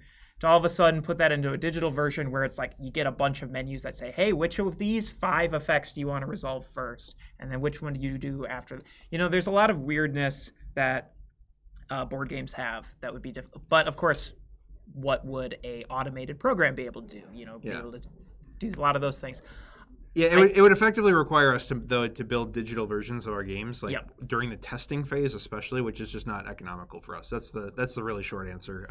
We've had companies come to us wanting to do digital versions of our game, not having ever played them, and we've sent them the game, and they're like, "Oh yeah, this is way too." And these are companies that professionally do this, so it's just not feasible. Can we get in-depth faction overview videos for the rest of the factions? I learned so much from the ones that you did with Shannon for the original factions. We would love to do that. It's a lot of work. And effectively what happened is, again, as the game wasn't selling super well outside of campaigns, we put our time and energy and financial resources towards other things that were going to benefit the company more. We would love to do those. They are a lot of work, but we also recognize that they are important. I'd say eventually. Eventually. Santoro says eventually. Andrew Santoro. It's on the docket. Yeah. Oh, you got to scroll down. I know, what did I do? What did you do? I ruined everything. I scrolled this way. Okay. Okay. Anyway, to force Gilly to play Cloudspire. Oh, we missed one. Even as a stretch goal. I don't know. I'm reading one. Yes, you could force me to do that. We're not going to add it as a stretch goal, but we should do that one's free. When I'm out of campaign management mode and out of moving houses mode, I would love to play Cloudspire on stream. We can absolutely do that. Thank you for flat rate shipping, but how can you afford it? We can't. Okay. Wait, hold on. Yeah. There's, as the saying goes, there's a lot of different ways to skin a cat. No offense to people who love cats. I love cats. I'm not looking to skin any cats. My wife's allergic, or I'd have a cat. Basically, there's just we can offer discounts on campaigns in a variety of ways, and this is what every company looks at, and we just kind of try to look at the most effective way to offer a discount. We could charge you full shipping, but then charge you more for the product. It's all it all kind of comes out in the wash, and so we always just try to find the best equilibrium to make the game price tag plus shipping as affordable and enticing as possible. And so really what it means is at the end of the day, we're looking at the total cost it takes to get a product to a person, and then we can offer discounts and we adjust MSRPs based on all of that. And we found this to be economical from a volume and per product standpoint, offering the flat rate shipping. So it's that simple and yet that complicated. Is the big miniature box also a miniature organizer similar to the cloud storage? It's not like an MDF giant box, but it's going to be just a big cardboard box that's got blister inserts in there that is capable of holding all minis from all 3 volumes. Great game and great company. Thank you. Any chance for a last-minute stretch goal? Nope. If you hit 2 million, he'll get a tattoo of the Graft on his face. I want it on my neck. I want So actually, unironically, I kind of do want. Now, granted, I do kind of want a gross worm neck tattoo, but that's your thing. Yeah. I'm not even going to respond to that. All right. If I take only the basic version of the game on GameFound, will I get the stretch goals? No, just because there's no stretch goals being added to the base game for this campaign. However, as I mentioned before, the stretch goals that are getting added, which are getting added to Harbinger, the new factions, the 20 strong deck, those are getting added to those products forever. For as long as we print those products, they will have the stretch goals we unlocked in this campaign. So if you just pick up the base game for now and you don't pick up anything else, and down the line you want to grab the new factions or Harbinger, it will have those stretch goals. But we do not give the stretch goals in a separate stretch goal box for you to integrate into your game. They are tied to a specific product. Yep. Will there be some sort of container for all the hex tiles? Not in the like base game or in the Harbinger expansion. Again, if you want a all-inclusive storage solution, that is what the cloud storage is for. My recommendation, if you don't have the cloud storage, is to keep 2 of the expansion boxes. If you want to fit everything in one, which will be very difficult after this wave of content. I don't even know if it's possible, but you could probably, why does that keep happening? You could probably fit everything in the base game and in the Harbinger box. So my recommendation is, and I think we'll probably do some sort of image thing or a video of like how we pack our base games to include more content than what you could normally fit with like the current base game inserts. But you could fit all of like the fortresses in one expansion box, like the Greed expansion box or something. You'd take all this stuff and just put that in there. And then you could put the Isles in like the Harbinger box, and that's you store that on top of your Cloudspire thing. Or, you know, there's a number of different situations, but don't throw away your expansion boxes right away. Wait until you know you don't need them for any kind of fun storage. We sort of answered this already, but seeing as Cloudspire campaign has been a success, will Ankar rise again in some form or game in the future? Very possible. Well, I mean, so if we think about it, like honestly, we could do the sequel that's set about like 2,000 some years later, because that's where all of the people who lived there went extinct, but came back, and they made robots, and that's actually where Burn Cycle takes place. That's a good point. Burn Cycle is Cloudspire. Yeah. Yeah. Definitely. Read the lore. Yeah, that's all going to be covered in the 3rd hardcover book. It's not. Don't buy the book expecting that. Okay. Don't buy that. How do you come up with the stunning look of all those creatures?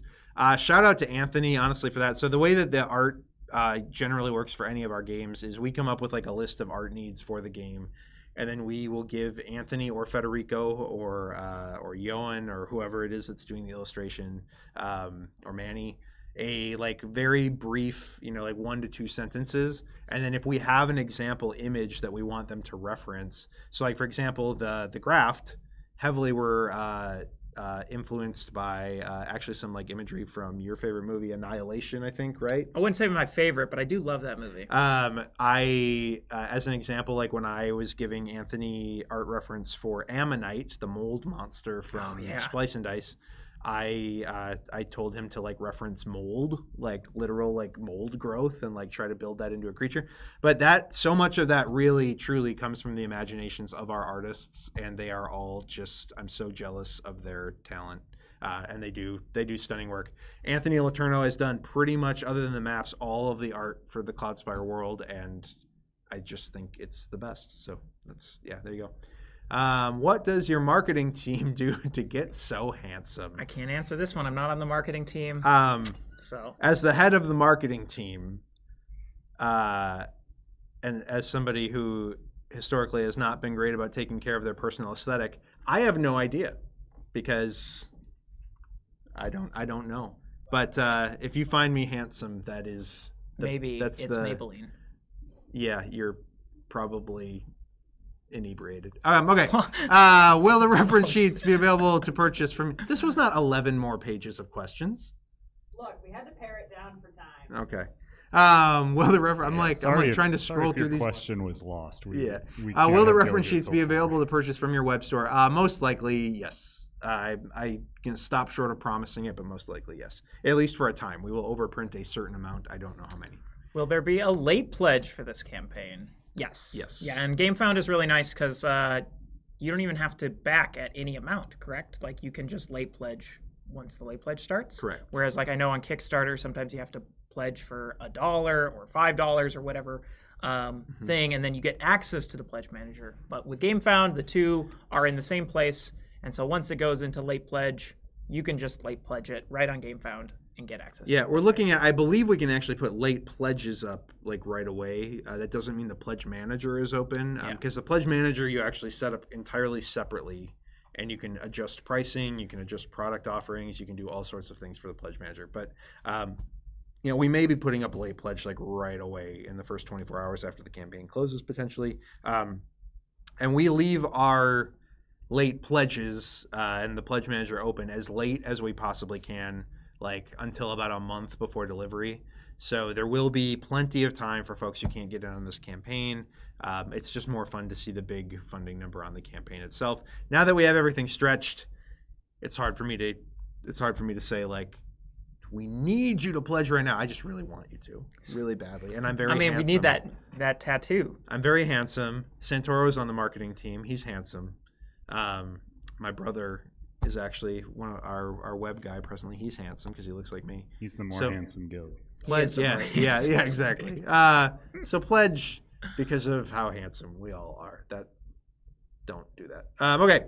Will any prices or content be changing during the Pledge Manager? So again, we are going to be offering 3 new products in the Pledge Manager. A updated Eubanthi chip for people who own the first edition of the game. That will be $1. That's the least we can charge for it in the Pledge Manager. There will be a deluxe draw bag for the massive size increase for the market. So this is like a market chip draw bag. I do want to just chime in real quick here because there might be some people who have gameplay questions about how the market bag works, because there are some Fortress advancements that might not seem compatible at the start. And I don't know officially how we are going to talk about this, but like an example, I think one of the Greege have a Gateport one where it says you may look at the next 3 in the stack and choose to replace them in any order, something like that.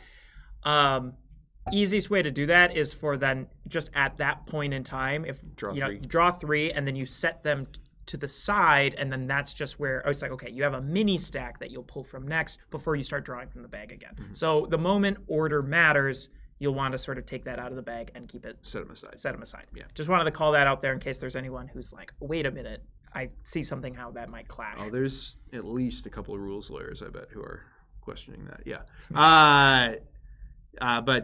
So the Eubanthi chip, the deluxe draw bag, which I'm not, again, it'll be the same price as like I think our Hoplo and Burn Cycle bags, maybe a tiny bit more because it's going to be slightly bigger. And then the reference sheet pack that will have a specific like AI triggers sheet for each faction and that kind of thing. Pricing will likely not change. We do have, again, I mentioned one of the reasons we're adding those products in the Pledge Manager is to not confuse people. There might be a world where we change up the all-in pledge and the all-gameplay pledge to include, or not the all-gameplay pledge, the all-in pledge to include a couple, at least the bag and the reference sheets, but I don't know. And if we did that, we would adjust the price accordingly. But again, it would be, the goal would be to not confuse people with it, not to like make more money on it. So the prices will not be increasing beyond what you can purchase right now. It would just be a matter of throwing some things into a bundle so that it wasn't needed to be added a la carte in the PM. But we haven't made any of those decisions yet. Odds are it's going to be as is, and we're just going to offer those new products with big notices on them that say these are new, they were not included in any, or they're not included at any pledge level. So, yeah. Cool. I think that makes sense. All right. That is all the questions we have, which was not 11 pages of questions. No. We were lied to. We were misled. We are upset. We cut some of the questions. Okay. They're cutting questions. They've cut your questions. I'm sorry if we let cut them know your how question. angry you are about it. We can't have this thing going. I am absolved of all responsibility. All right, new stretch goal. If we hit 2 million, fella. what were the lost questions? We're going to find those. We're going to come back on camera. Yeah, we'll come back and do the other. I mean, save them for a future Q&A. I don't know. We do a lot of them. Are we taking a break? Are we taking a break to set up for trivia? We'll be taking a break before we come back for a game show segment. So there is a game show segment coming up. And again, I think we'll be announcing winners of 5 copies of 20 Strong base game with Solar Sentinels, which will allow you to play 20 Strong Cloudspire if you purchase it on this campaign. So that's all from me. Are you sticking around, or are you? Am I sticking around? Salem is one of our contestants. I Salem am is one of our contestants. Around. So please fill out the form in the comments if you haven't yet to be entered into the giveaway for those copies of 20 Strong. You will not be entered if you have not filled out the form, because how would you be? How would you be? Because that's impossible. Don't ask a question there. We're finished with questions. All right. But yeah, we'll be taking a short break, and we'll be back with Salem, Ryan, and Mariah. Ooh, thank you, everybody. Talk to you soon.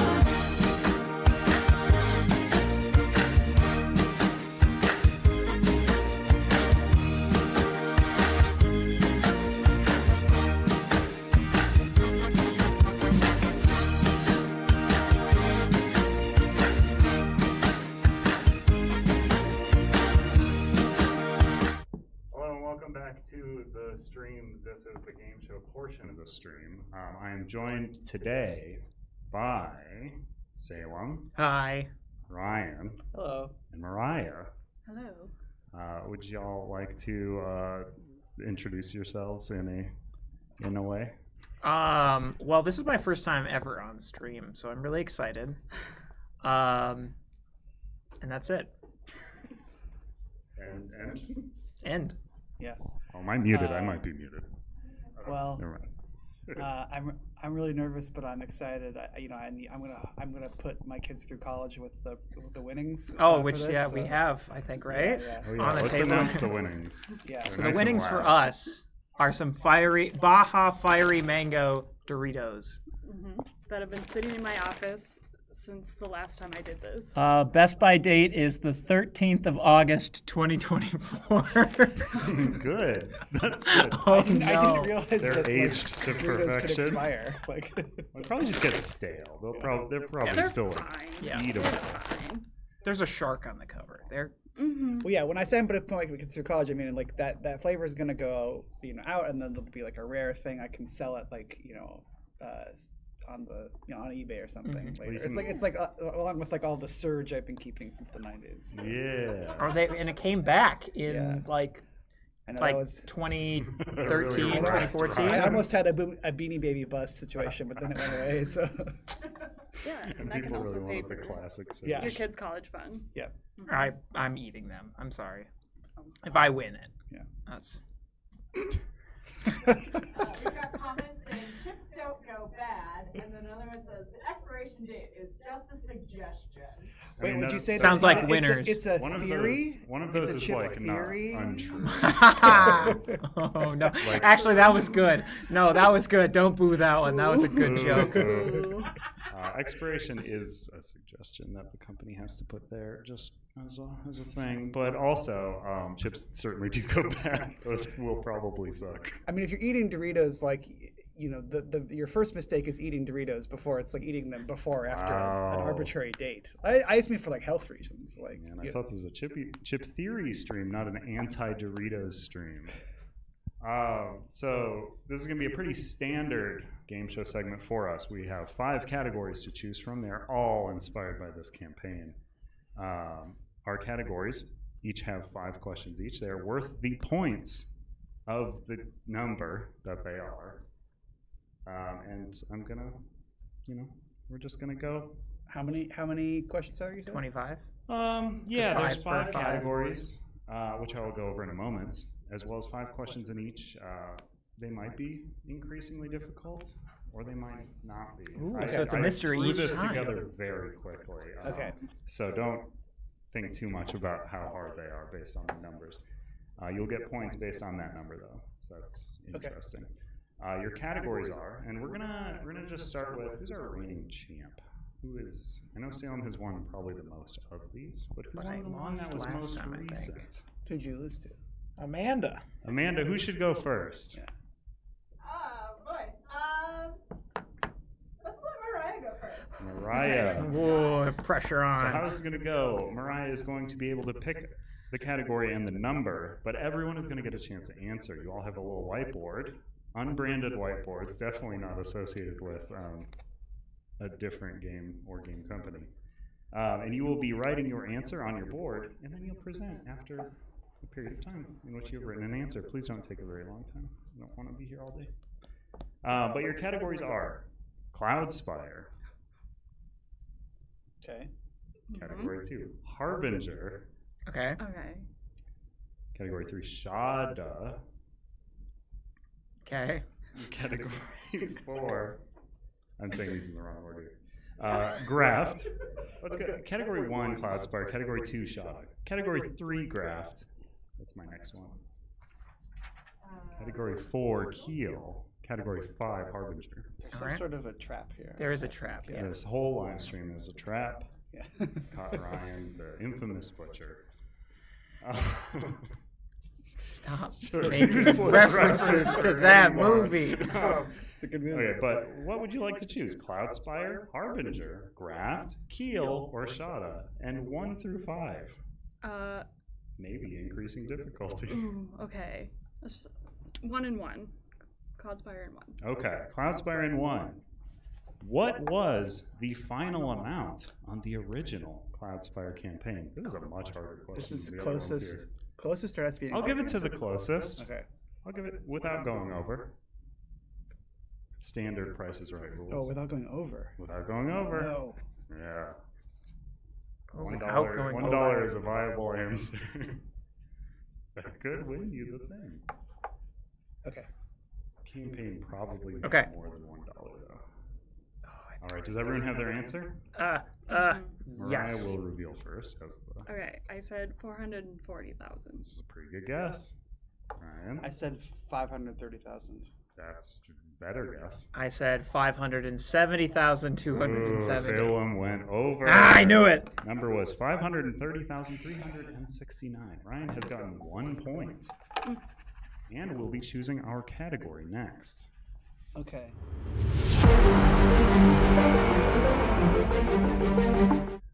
What has happened? Are we good? Yes. Okay. Oh no. Okay. Okay. I'm asking Amanda to do many things behind the scenes, so Turns out this. if, Thank you, don't, Amanda. don't blame anything, and thank Amanda. Yes. Oh, also, I didn't mention up top, there is a form below. Please fill it out. Don't ask a question there. We're done with the question part. But please fill out the form if you would like to be entered into our 20 strong giveaway, which we'll be doing after this. You don't have to be present to win, as long as you have your email and it's correct. I will send you an email personally. Okay. I'll do Harbinger for 3. We're gonna have to like Harbinger keep for track 3. of which one. Yeah, I didn't build a board this time. I'll write it on the back. Harbinger for 3. Sold exclusively at Guitar Center. What products does the company Harbinger make? Gosh. This is what I thought was coming. Yep. Exclusively at Guitar Center. They make a variety of things. Any of the things, if you get one right, I'll give you the points. This is worth 3 points.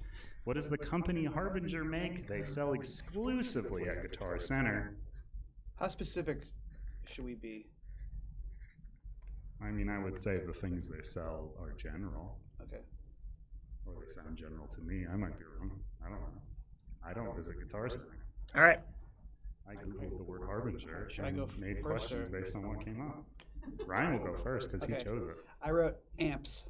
I also wrote amps. I put guitars. I don't understand the question, so.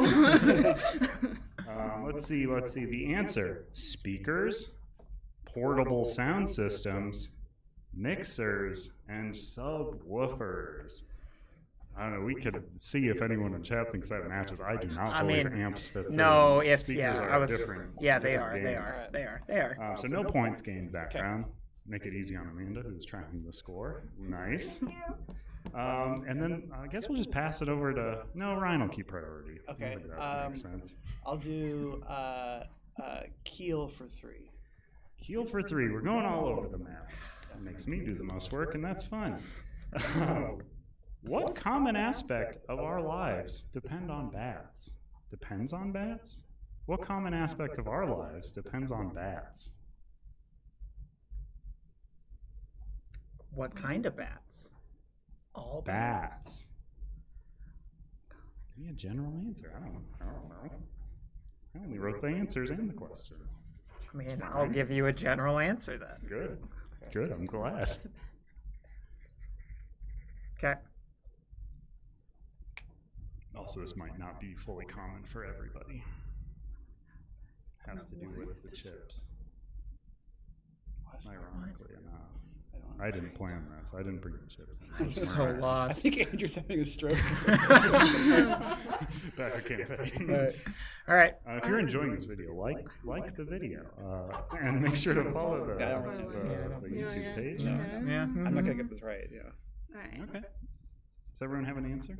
Yeah. Funny is allowed. Bad is I have an allowed. answer. Wrong is allowed. Well, what's your answer? My answer is Batman movies.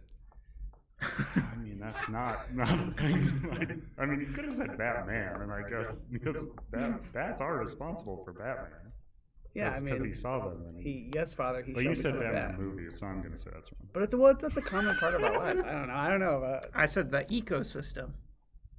Wow, that is a general answer. Am I wrong? Yeah, okay. I mean, I'm going to give you the answer. What did Mariah put? Mosquitoes. Oh, man, that's a pretty good one. Don't they eat them? That they do eat those. I almost wrote like pest Yeah. control, but I realized the question was quite general. I almost wrote pollination because of fruit bats. I mean, let's give the same answers if we had all gotten 0 points. Everyone gets 3 points. The answer is over 300 species of fruit depend on bats for pollination, including bananas, avocados, mangoes, nuts. I mean, that's figs, and ecosystem more than Batman movies. So we're all getting three points. points for everybody. There's certain Bats are responsible for the creation of Batman because he saw a bat and named himself Batman. If he had seen like a dog or something, he would call himself Dogman, and we wouldn't have the beloved series that we have today. What would David Filkey do? All right, so let's just move to Salem. Salem can. I don't like the way. All right, we're doing Cloudspire 2. Cloudspire 2. All right. We're doing Cloudspire 2. We're announcing that now. We are. Yeah, what's in Cloudspire 2? What was the final stretch goal unlocked during the Cloudspire Ankar's Plunder campaign?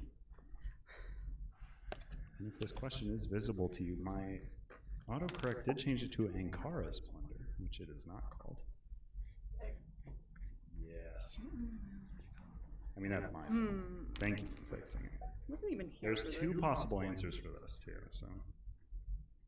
You weren't reading the Cloudspire Ankar's Plunder campaign page in anticipation for this? I should have. Someone doesn't want to maintain their bag of chips. I know, right? Oh my gosh, I have no idea. Okay. Okay. Zoomed in at all. I'm gonna see. No, that's. I just feel like this is tight. This video. Okay. What are our answers? The Shada Flame Harness Relic. Okay. I put minis. Okay. I put the Flame Harness Hero's Bounty card. Ooh, so Ryan and Salem get points. That was not unlocked. That was unlocked as a gift. So Yeah. we'll give it to you. The final actually unlocked one was Ammunition Surplus. They're both cards. Is that the one where when a spire fires and you can have that same spire fire 2 additional times? Yep, yeah, that's I think. probably, I yeah, don't remember. definitely. I have encyclopedic memory for all of this. So let's keep it with Salem. So All right. Salem and Ryan got points on that. Just Cloudspire 3. Cloudspire We're announcing 3. that on stream today. Cloudspire skipping 3 right is made of clouds. We've harnessed the technology. What was the name given to the $1 pledge in the original Cloudspire campaign? Oh, jeez. The $1 pledge.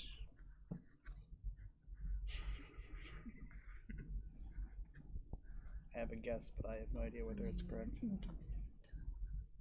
Mariah's answer could remain unchanged and be partially correct. Yeah, minis. This is the name. Get Cloudspire minis. Man, Cloudspire minis would be a good $1 pledge. Y'all are minis. All right. Are we good? Okay. Yeah. Elfinkazi? No. Oliver. That's a good one. We should do and company. That's for $5 because that's more than $1. Yeah. I put Hero of Ankar. Good guesses all around. Is it It is Minion? Cloudspire Minion. Ah! That's why I said Mariah could have gotten Min. like half the answer without Oh, I changing anything. So I didn't realize how close Mini is to Minion. That was 3. That was 3. Don't we call them minis, not because they're small? So nobody got points on that one. So then should we rotate again? Yeah, Mariah's up. Cloudspire 4, please. Cloudspire for what? This is when How we many times am I riot. gonna like boo 2C in batteries, this stream? yeah. Boo. What is the highest ranked Cloudspire expansion on BGG? Ooh. Keep in mind that the way BGG breaks down expansions can be a bit loose.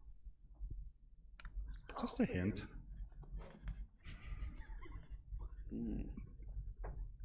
This was mind-blowing to me when I looked it up yesterday. No more hints. I might know it. I mean, the hints I'm giving to you aren't helpful for the person who probably needs hints. I do not think What do this you is mean? helping I her don't at know any all. of the hints you're giving me, so. Yeah. No, this is just flavor for the folks at home who have the BGG page for Cloudspire pulled up.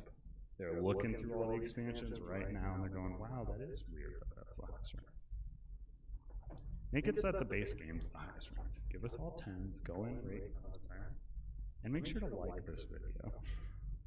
Hit the bell notification. Hit the bell, subscribe to the page, hit the bell so you know when we do silly stuff like this. All right. Okay, I'm ready. Got it. Okay. Because I wrote it. I'm so pumped. I think I actually have this. Ooh, I mean, I mean, okay, I let's hope I see do. Sentinels. So Mariah's Okay. first. The one with the bats. One with the bats. Okay, that's good. That is. I'm gonna say the Joining War hardcover book. That's a good guess. Timothy the Third Esquire. Oh, that's so close. No! Unfortunately, it is Cloudspire Crossspire Landmark 2022. Oh my gosh. Boasting a rating of 9.5. Players had this to say about Cloudspire's most beloved expansion: additional chip and card for Cloudspire, as well as no reviews found. Okay. I clearly nobody rating that spire has played with that spire. I mean, Someone has words about the Crossspire. I designed it. I have many words for it. It's evil. All right, so priority remains with Mariah. Oh god. All right. Let's finish out Cloudspire. Cloudspire 5. Okay, so this everyone's on even footing with this one. Cloudspire is not only a fun game to play with 1 to 4 players, it's also a company based out of Kansas with a sizable following on LinkedIn. Oh, jeez. What service does Cloudspire, the company, provide? And for five bonus points. How many hashtags did they include on one of their most recent posts? This is for 5 bonus points, so you have to get it exactly. So there's 10 points up for grabs here. No one will get 10 points on this, I assure you. But you don't have to get one right to get the other. Okay. Cloudspire on LinkedIn. Crossspire.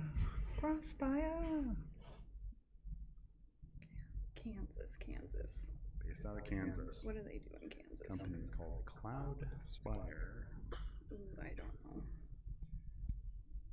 The company is I was about to not make a joke, shooting but I was like, harpoons at clouds. it's not like impossible that my joke answer would be actually what it is, so I'm not gonna say it. The company specialized in firing harpoons at clouds and trying to pull them down to get rain. to milk rain. It's milk rain for the fields. And their latest post was, why isn't this working? Hashtag why, hashtag isn't, hashtag. Mariah's deep in the tank Sorry, on this one. I wrote something down that might have been inappropriate, so. Okay. Oh man, you gotta tell me what that is later. later. Like, do I keep it? I'll just put it. It's not that bad. It's fine. Okay. If this was Burn Cycle, I would have gotten this. Okay. So Mariah's up first. I put whippets and 30 hashtags. How many hashtags? 30. Okay. I put cybersecurity, and I put 12 hashtags. Okay. I put a temp agency, 13 hashtags. So the company is IT Services and IT Consulting.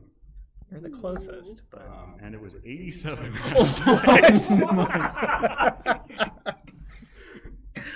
Okay. Sitting there counting them and getting progressively just more. I was like, God. you know, cloud, like how cloud Yeah, computing, and then like Spire. So I was like, maybe I went it's in like that direction defending, originally, but I was like, oh, maybe I'm overthinking, or maybe it's like not what you expect. But Yeah, I thought that was a bit of a slam dunk, but yeah, I would have guessed technology in some way. So no point. no point. No points. All right, Ryan. Yeah, let's cycle around. Okay, I'll do Graft for 3. The way Ryan does this. Graft. I'm like that guy on Jeopardy who just jumped around and made everybody mad. Like, do you remember that? Like, What very real cells were the loose basis for midichlorians, the fictional cells that allow the Force to speak through you? What very real cells? I'm just asking you to write the name of a real cell that is the influence for midichlorians. Midichlorians are not a real cell. Says you. That's what you think. Get George on here. He's got free time. Well, actually, that part of like the cool thing about the Star Wars prequels is that even in the canon of Star Wars, midichlorians may or may not be real. It may be a, part of a symbology of like the Jedi kind of like losing their relevancy. It is funny that Ryan's like leaned back and likely out of focus for this shot of just doing his Star Wars Episode 1. It's Out, good. out of focus, just like everything else on this show. All right. I have an answer. Unfocused. Ryan, give us your answer. So, despite my love of the Star Wars prequels, this is not like a answer that I based on Star Wars knowledge. So I have no idea. So I just said mitochondria because that sounds a like word that midichlorians. sounds like. Yeah. I did the same thing. Mitochondria. I did too, but I Whoa! don't know about that spelling. Everyone got points. So it's just Yeah. like nobody got points. That's I believe that awesome. is the right spell. Everyone I think gets it's a 3 T, points. but yeah. Is it a T? Ah, all right. So Ryan can maintain it then, I guess, Okay. because he got it already. Shada 3. I'm not even jumping around. I'm just saying the That's threes. true. That's true. Consistent. I want to see what the bit is on all of that's why I'm jumping around. I was That's like, why what's the you're bit? jumping in the Yeah. middle, too. Why is it getting more points? Joke's on you. All the bits are unfocused, just like everything else. What elemental group taught us to never forget the 21st night of the 9th month of every year? What? Can you say that again? Or No. can it pop up on the thing? What group of elements taught us to never forget the 21st night of the 9th month of every year? I get it now. Yeah, I was a little stinker on this one.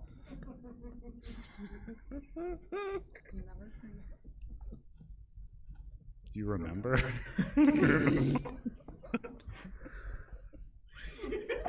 It's a bad joke. Okay. I really need to hide my They answer. don't get better. All right. All right, my Yes, Earth, Ryan's Wind, and first. Fire. That is, yep. Yeah. Mhm. Oh. Oh. Water. Well, that was the member of Earth, Wind, and Fire who they kicked out. Yes. Just didn't cut it. Man, if It's you had like, gotten any of the other ones, we would have given you 1 point. 'cause It's this like one was right. Tony. Like, All right. Ryan can maintain that. Okay. And he's out of threes, Oh. I believe. okay, Yeah, that's true. Shada 1. What did they win? They won yesterday. They did. Boo. Or Stop 2 days spoiling ago. the 2 days stream. ago. 2 days ago. How many elements are on the periodic table? Easy question. Worth Oh. 1 point. Not for me. We're doing Price is Right rules again. I went into. Well, if this helps, it is according to the current scientific understanding. Yeah. So this isn't like, abstract elements or other smarter stuff that I can say. We all went into like artistic fields. Like that's why we're here. I went to art school. I'm gonna have my microbiologist degree revoked from me. Yeah. I mean, you just earned it. I'm so afraid of embarrassing myself because I know I'm not going to get it right, and then I'm going to say just remember that's so wrong. Isn't more it than 4? 12. It's Earth, Wind, Fire, and Water. Well, and mud and lava. Oh, well, no, yeah, well, yeah. I mean, I don't know. Are we counting fusions? Yeah. Those are alloys or something. Which elemental group taught you to never forget those? Okay, I wrote it on a number. Does everyone have a number written down? Yes. All right. Let's see Ryan's number. He was I the said one. 112. Ooh. I said 113. Woo. What? That's crazy. Is I that said actually right? 84. Okay. That's close. 118. Oh. Whoa. Right, Do I get a I'll point? give a point to Salem. If Man. you connected if you put another 3 on backwards next to that 3, you'd be right. You're right. I almost said 88, and then I was like, I think there's more, but I was like, I don't know, it could be There's 88. definitely more than that. It's 118 based on the Google search I did yesterday. I could be wrong. I don't know. I mean, yeah, like also the Google now is like there's some AI assist thing where like, yeah, glue is an element. You know? Like, glue is Put an it on the important element because pizza. it holds all the atoms together. Otherwise, they'd go flying off. Right. That's your body is 88% glue. All right. I'll pick yeah. Shada 2. Shada 2. My name is blank, but call me Aloysius Devidander Abercrombie. That's long for blank, so I've been told. What is my name? What? Should I say, my name is blank? Yeah, I'm gonna go.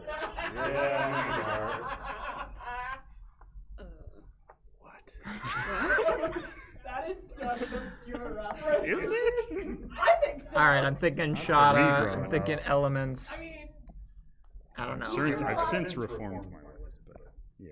we share a lot of similar. Yeah, tastes, that's so- true. That was a good clue, though. I thought so. My name is blank. Or Aloysius Devidander Abercrombie. Okay. It's fine to get this one wrong. All right.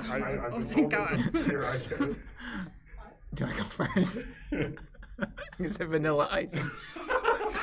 My name is Vanilla Ice. Jeff? Jeff's good, yeah. I said the dad fire from Elemental.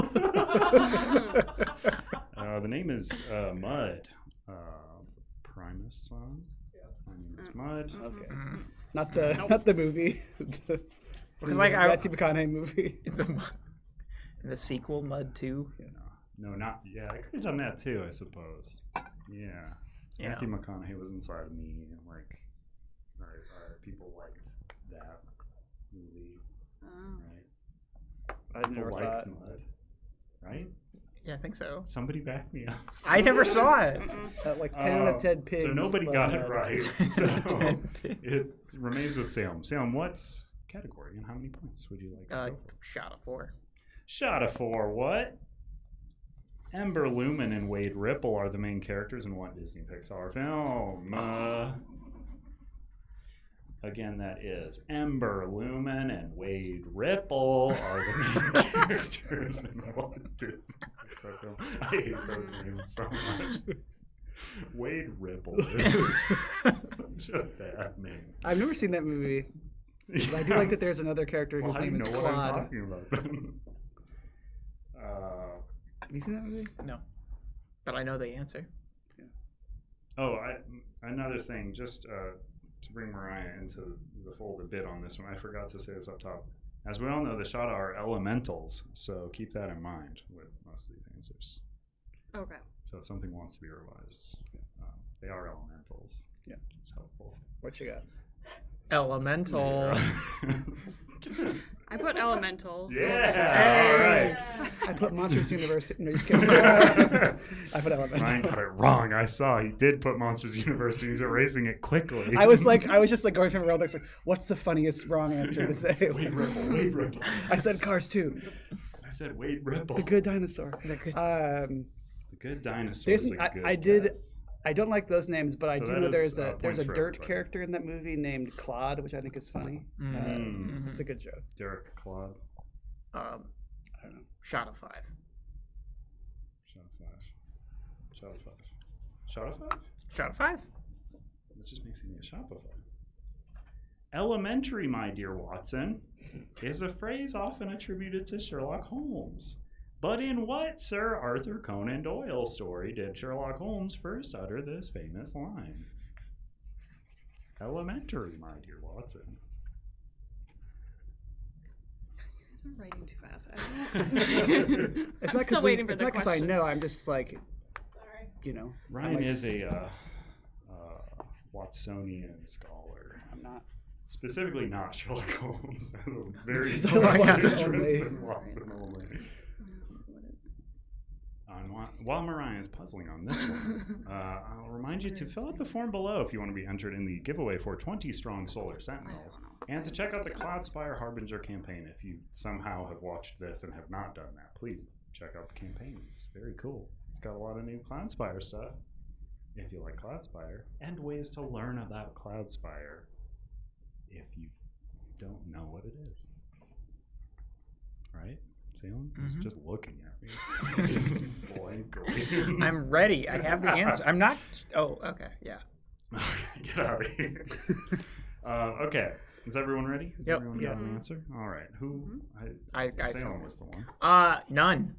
Okay. It's not in any Sir Arthur Conan Doyle story. I put elemental again. I forgot that story. I put a study in Scarlet just because I think that's the first one of them. That so. is an answer. Yeah. That, of course, is a trick question, as Sherlock Holmes has not spoken that line in any of the Conan Doyle stories, but instead originated from the 1929 film The Return of Sherlock Holmes. I didn't know that latter part, but I knew it was in Sherlock Holmes content, just not Conan Doyle. It's there. Yes. So Salem 5 points. gets 5 points. And likely rockets ahead. I have no idea what the points are. Can we get a score check? Yeah, score check.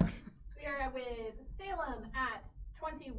Wow, Ryan okay. at 16. Okay. And Mariah at 10. All right, Mariah's double digits. gonna lose That's better. those chips, but everyone's doing totally fine. And Right, if I win those chips, I'll give them to you. Thank so. you.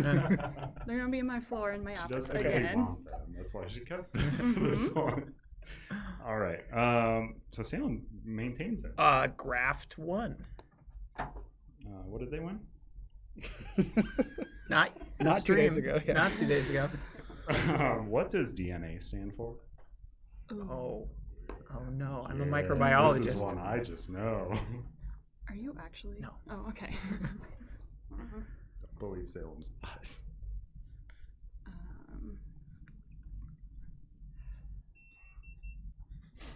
Somebody's entering the room. I don't know. And all these science questions are going to make me look a fool. You look a fool. All right.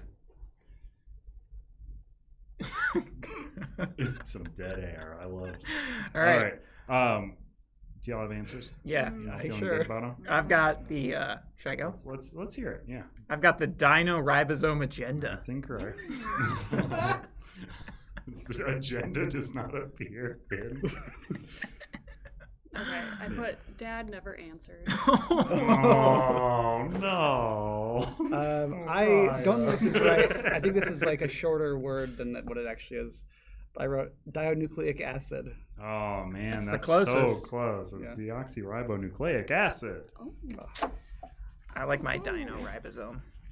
or RNA. That's kind of the equivalent of closest without going over, right?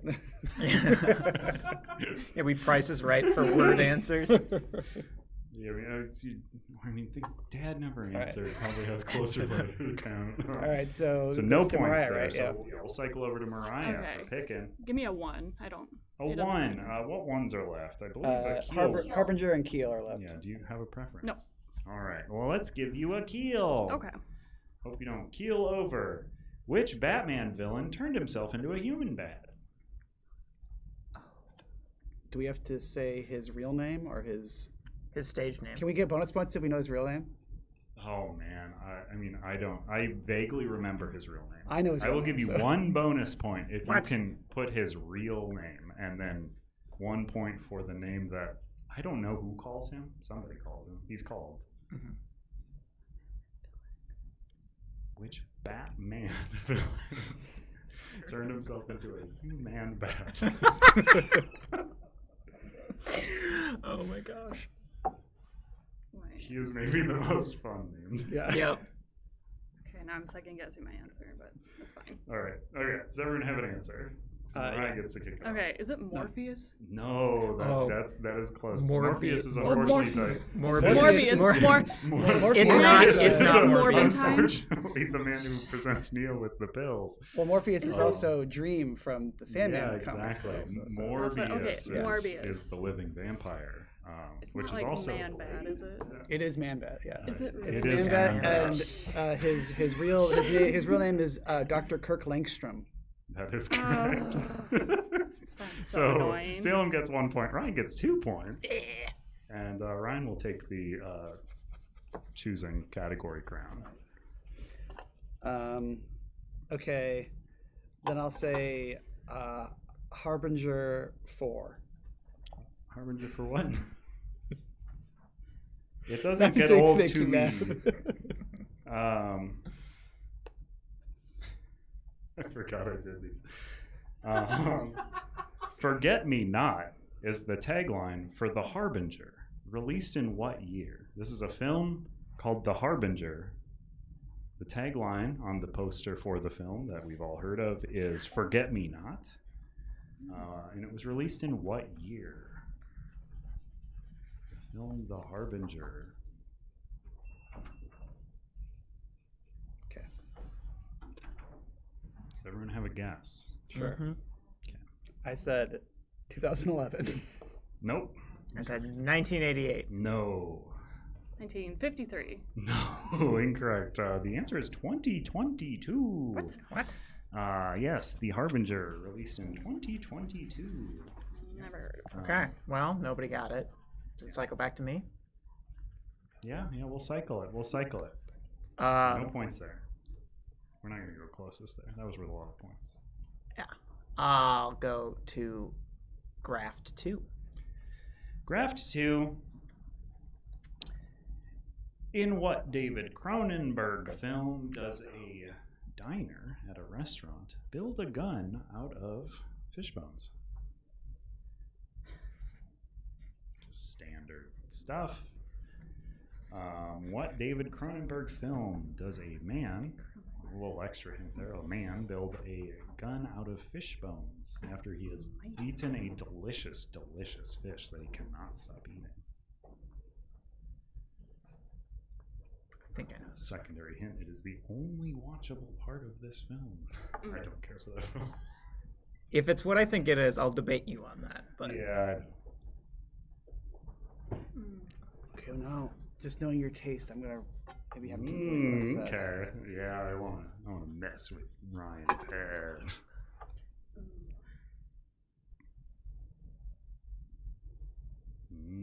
We're thinking. I'm trying to think of other clues to give. Let's see. It's a messed up word. stop giving clues. Involves fleshy apparatuses. Stop but giving what clues. Cronenberg film doesn't. I don't want Ryan to get it. I won't get it. I'm not gonna get it. I I don't don't really think Ryan remember will that get many of the names of his movies. So. And this is an off one. Okay. Existence? Wow, Sam even got the uppercase X. Mariah, what did you get? Splash. Splash! I was really hoping you'd write Elemental again. I should have. I don't know. That one, right? Did he do The Fly? He did. He Yes, did I- a fly. Yeah. A the That's fly. what I wrote. I was going to write Scanners, and I was like, I feel like Andrew likes probably both of those movies, but I like The Fly a lot. Scanners has like a cool scene. Yeah. Existence has like a cool scene. Cronenberg's good at a scene. Debatable. I like Existence is like a Cronenberg. weird version of The Matrix where nothing really changes. It's just the real world, except people put a weird port in their tummy. Not a good movie. I'll Not pick- like a bad movie. Graft 4. Graft 4. We all know that graft can be medical, horticultural, and cloudspirical, but did you know the term is also used politically? What does graft mean in relation to politics? I'm probably the one who will sure get this one, I feel like. I mean, it depends on the specific you are. I think I'm specific. Dictionary specific. I mean, if you get close, I'll probably just give it to you, though. It's close to another word that is often used for a similar thing, too, I believe. Oh, gosh. I might be misleading. Yeah, I'm like worried here now. I'm going to stick with my gut. Okay. grafting and guts is Yeah. a good thing. Mm-hmm. I'm gonna stick with my microbiomes. It's the graft are made of, except they're macrobiomes, right? Nucleus would be like a macro nucleus. I've been calling it a macroorganism in a lot of the things we're writing for it. All right, does everyone have an answer? Answer? Yes. Okay. Yeah. Answer? All right. Do I go first? I think so, right? You're the one who... yeah. Adding unrelated stuff to a bill. Okay. Mm-hmm. Okay. So I put graft. Graft sounds like graph. Graph poles ahead of the poles. Ahead of graphs. Skip Gotcha. graphs. Okay. I like the etymology breakdown and giving 4 answers in case any of them were the correct ones so you could claim it. I like it. I just put financial corruption. Yeah, it's bribery. You accept bribery. So Ryan has gotten 4 points for that one. With Good that one job, bonus Ryan. point, we might be tied now. Or let me Or see. no, because you didn't get the. I didn't get it. I'll chrono give you bonus. the exact. A graft is the illegal acceptance of bribes by government officials, not to be confused with the legal acceptance of bribes to government officials. I mean, that basically is a thing you can do now here. Okay. I'm gonna say Keel 5. No, so it's not my turn. It's your. Or no, I got it right. You got it right. Yeah. So It it's is Keel your 5. I don't Keel 5. Keel 5. All right. Who was the first player to have his autograph burned into a Louisville Slugger? I will accept his nickname as well if that's easier. And bonus points coming up here. I will be giving bonus points to anyone who guesses any of these correctly. So listen closely. Batting average, hits, home runs, batted in, or no, home runs, runs batted in, and finally stolen bases. So you're going to want to give me a guess for who the person is whose autograph was burned into a Louisville Slugger, as well as 6 additional numbers, I believe, right? 1, 2, 3, 4, 5, 6? No, 5. 5 additional I numbers. don't even know how to write a batting average. Well, batting average cannot be Decimal above point- 1. Decimal point and then 3 numbers. Okay, thank you. I would have written above 'Cause you- 1. Yeah, it's a point I something. mean, technically, you could have a 1. You could have a 1 batting average. I mean, you would never ever. Ever miss. You never got out. Do you know this? Yeah, he's a I don't. baseball I mean, fan. like Yeah. Do I you- have some. I'm making an educated guess, but Can we get a decade? I don't know if Andrew does. Yeah, I that. can give you a decade. Okay. Ryan, I do research. Listen, we never talked about baseball. Huh. It's going to ruin Ryan's ability to guess, is my guess. So the autograph burning happened in 1900. Oh wow. Okay. That's that's good that I know that, because I was gonna say I was debating between two people who played well after that. Yeah, 1900. That also might give you hints on numbers, because I think baseball players have generally, all those numbers have gone up, would be my guess, just because of pure games played as well as advancements. Well, and stuff. batting. Yeah, I mean batting average. Ryan, talk to us about batting average. Yeah. All right, I've got mine. Okay. Yeah. Batting averages have largely gone down because pitching has gotten better. That makes sense. People But can the throw other like stuff, 100 miles an hour yes. What does this have to do with Cloudspire? Because of Well, this is a bat. Bat. Oh, now. boo. Yeah. Boo. That was a great eye roll. This is my bad joke. So I specifically wrote all these from Mariah because you didn't want to do more board game questions. So I said, well, baseball questions. I was told. Surely. I was told there was no board game questions. This is not This general. is general. Everyone knows this, right? Okay, I just need to put someone down. Yeah, you can put a nickname if it helps. Nickname is acceptable. The nickname, here's a hint, has nothing to do with bats, so don't read that much into it. It is just because of Louisville Slugger that this question is in the bat section. All right. Okay. So All right, I'm let's good. go Okay. I should have this up because it's so much information. I still don't think I'm gonna get this right. Cool. You might get a bonus point. Who knows? You have to get the number exactly. Oh, you're gonna That's 5 possible bonus points. You're gonna have to get the number exactly. Okay. You first. I'm first. Honus Wagner, and then I said 365 batting average, 1,000 hits, 300 home runs, 600 RBI, and 150 stolen bases. I have no idea. So. I said Wade Elemental Ripple.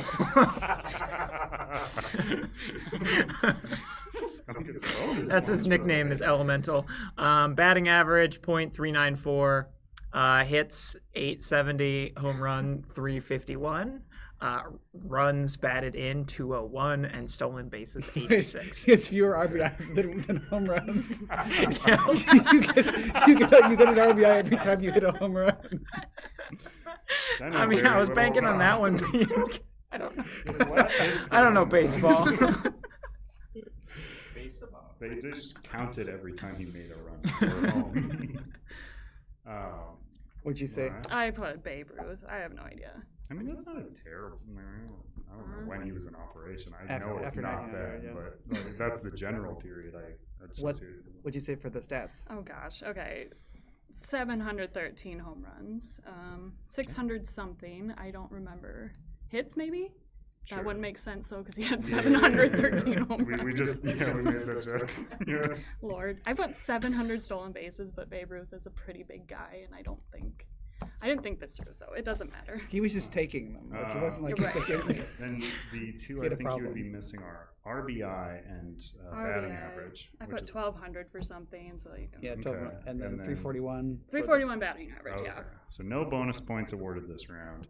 Ryan does get 5 points. What? Honus Wagner, though. Oh my gosh. In 1900, the great hitter Honus Wagner became the first player to have their autograph turned into a Louisville Slugger, known as the Flying Dutchman. Played He's for kind the of like the Pittsburgh only baseball player from pre-1900 who anyone remembers. Tell me So if that was any of fun. these are good numbers, Ryan. His batting average, .328. I mean, that's Career? pretty good, Yeah. but it's not like Seems good.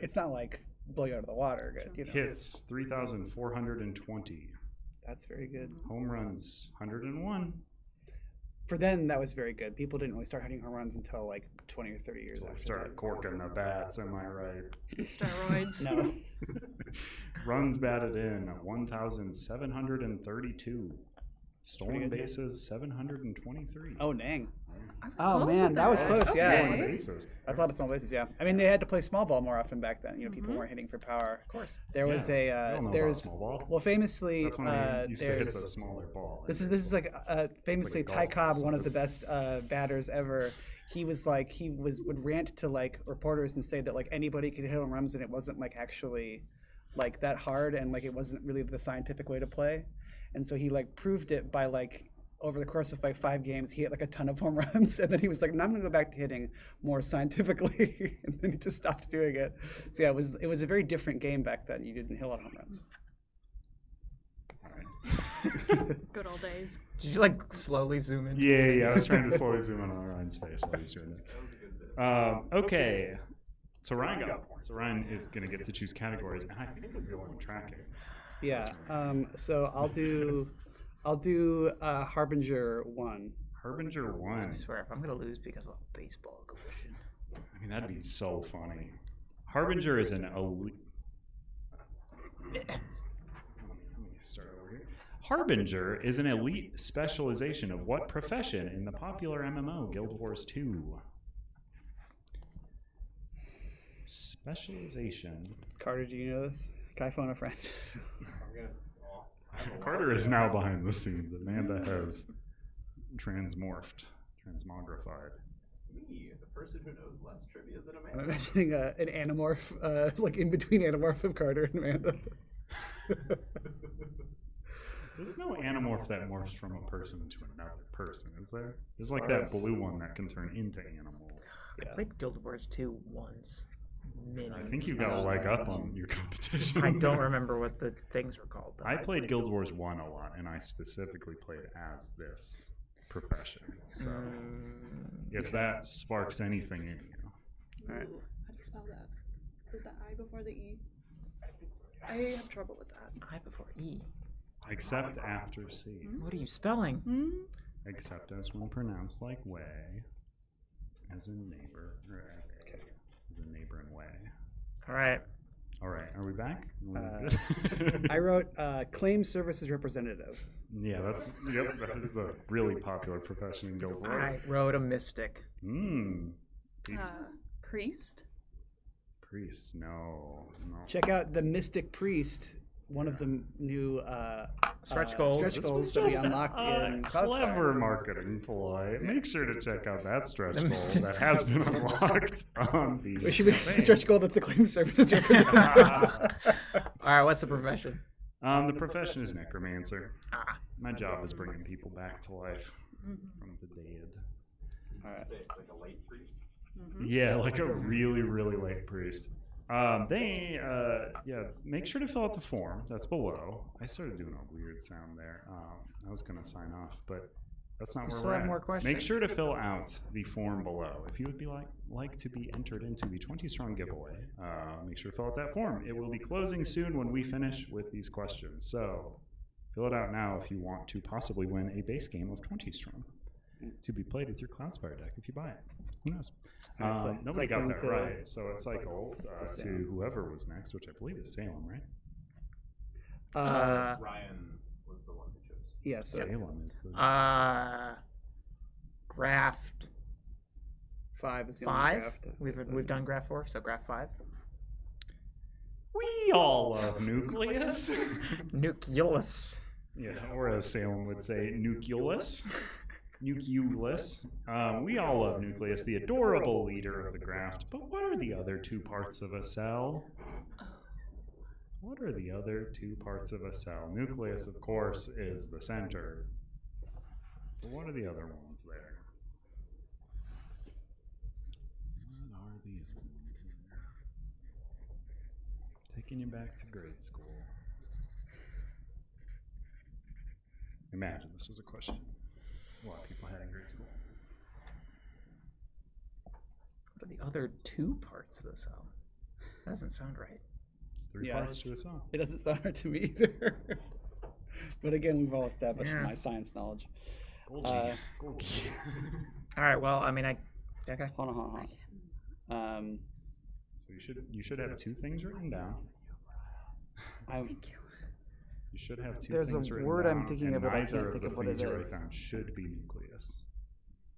Neither of the things you write down should be nucleus. Either of them should be words that aren't nucleus. Just doing a little wordplay. One of them are done as the non-scientific word because I can't think of the scientific word. It's okay. They're pretty non-scientific sounding terms. Uh-oh. That's not good because the other one I wrote down is a I've- scientific yeah, I've word. got a One of them scientific sounds word. very scientific. One does not. Okay.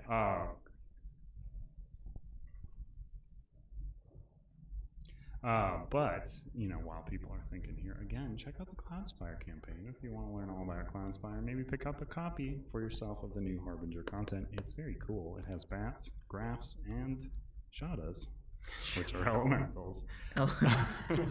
These are my new names. Does everyone have their answers? Yeah. Yeah, I guess so. Ooh, okay. Organelles and the membrane, Ooh. the cell membrane. Membrane, that was the word I was thinking of. This isn't bad. Okay. Remember I put? Inner nucleus and outer nucleus. I said not to put nucleus anywhere, but I said, Stuck on nucleus. I said mitochondria and cell wall, so like the membrane is what I was. yeah, it is the cell membrane, so you got halves each, but there's no halves in horseshoes. It is the cell membrane, the nucleus, and between the two, the cytoplasm. Cytoplasm. But what about all of the other Or organelles? is it cytoplasm? What about the organelles? I don't know, man. This is gonna be like- smaller. This is we're just the gonna parts see- of a cell. Feel free to say stuff in the comments if I'm wrong. They won't change the points, but Yeah. I did just Google these things and just put them here. Just in a year, we're making Quiz Show 2. What about Andrew? Like, Yeah. Yeah. I'm Okay. just stacking this to give So somebody specific is that which no is- points for us then? Yeah, no points. No for me. points. so, Okay. Ryan, If you both want to, we have get half points and then combine them and give them to Mariah, like like that's an option. I'll do that. Yeah. I don't need your pity. So we have Harbinger 2 and 5, and we have Keel 2 and 4 left. Okay. Let's do Keel for 2. Keel for 2. Would you keel for 2 Klondike bars? What? Yeah, that's pretty good, right? What U.S. city is famous for bats? What city in the United States is famous for bats? A little hint, this is the mammal bats, not baseball bats, not other clever uses of the word bat that I can't think of right now. It is the mammal. Yeah, I unironically was gonna put that. State. Or no, this is a city, sorry. City, what city? How big of a city? Is it a big city? Sizable. Is it a medium city? Is it a small city? Within the state that it is located, it is likely a city you would know by name. If that makes sense. It should. So Gotham is not the answer. There is a Gotham, Wisconsin, and you would not know about it because there's like 300 people that live there. All right. Let's give you a quizzical look. There, I assure you, there is a Gotham, Wisconsin. No, I'm not. I know. I can't, I don't feel like I can give further answers without giving it away, or hints. Okay. Well, just guess. Does everyone have something written? Okay, I put Moorhead, Minnesota. Moorhead, Minnesota, okay. I put Louisville, Kentucky, which I know is for Louisville Slugger, but That's also their bats, baseball yeah. team is called the Bats, which I know is probably because of the baseball bat that they make there, but also like the logo of it is a bat. So I said Duluth, Minnesota. Wow, okay. It is Austin, Texas. Really? Austin, Interesting. Texas.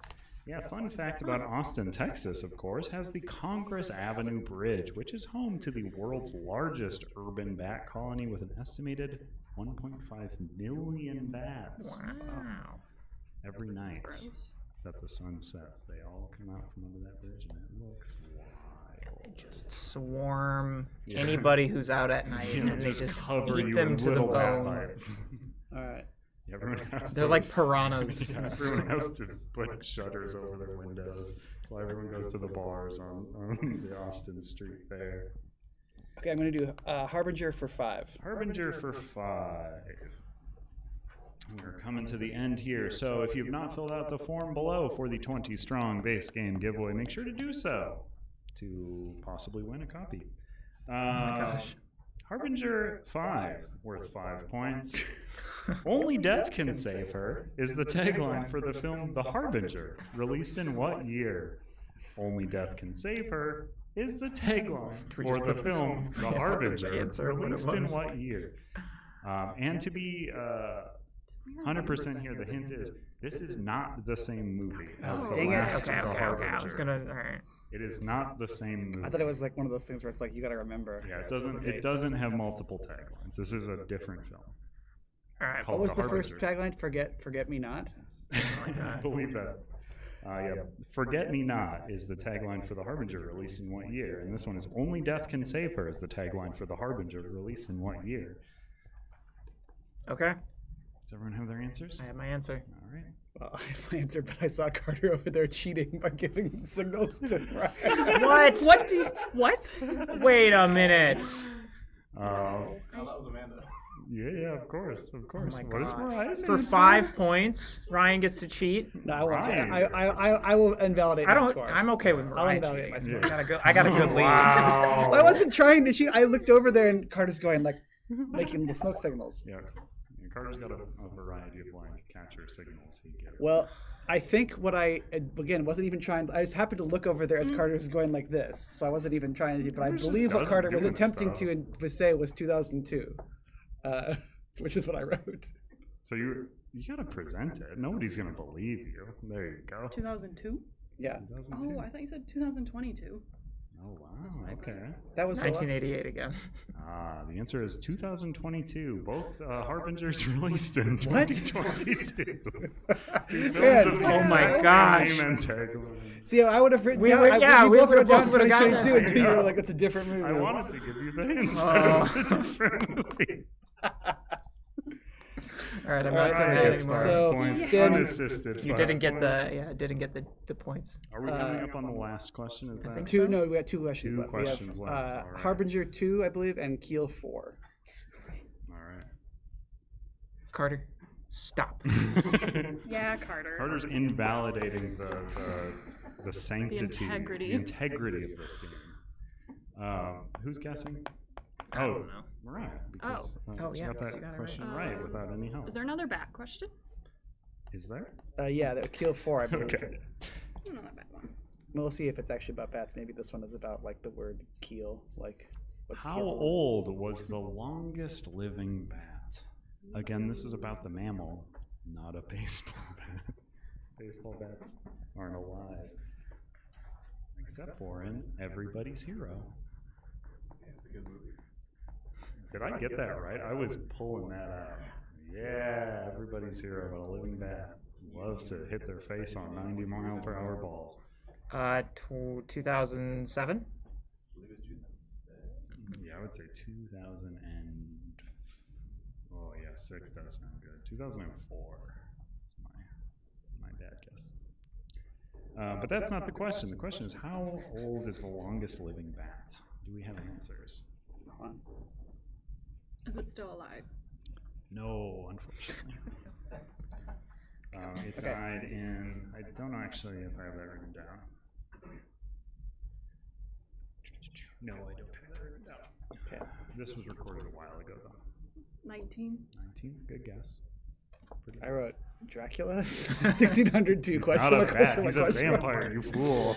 Uh, He's turned gonna into a get bat? you. I wrote 42. Wow. Okay. Closest without going over. 41. Wait, we were doing- Oh, we were doing four- I'm joking. It's not. It is 41 though. Salem got it almost. Oh my But did gosh, not. are you kidding Close, me? But no cigar. And Mariah's, if it was backwards and the 9 was a 4, would have gotten it. If we were counting Dracula as a bat, it could turn into a That's bat. how Alright. Dracula gets you, is he fools you into thinking he's just a bat. Or a wolf. What's Then the he- last then he question? sneaks his way into your heart. Harbinger 2 is the last question. Oh, that's not good. Harbinger to what? That's gonna give me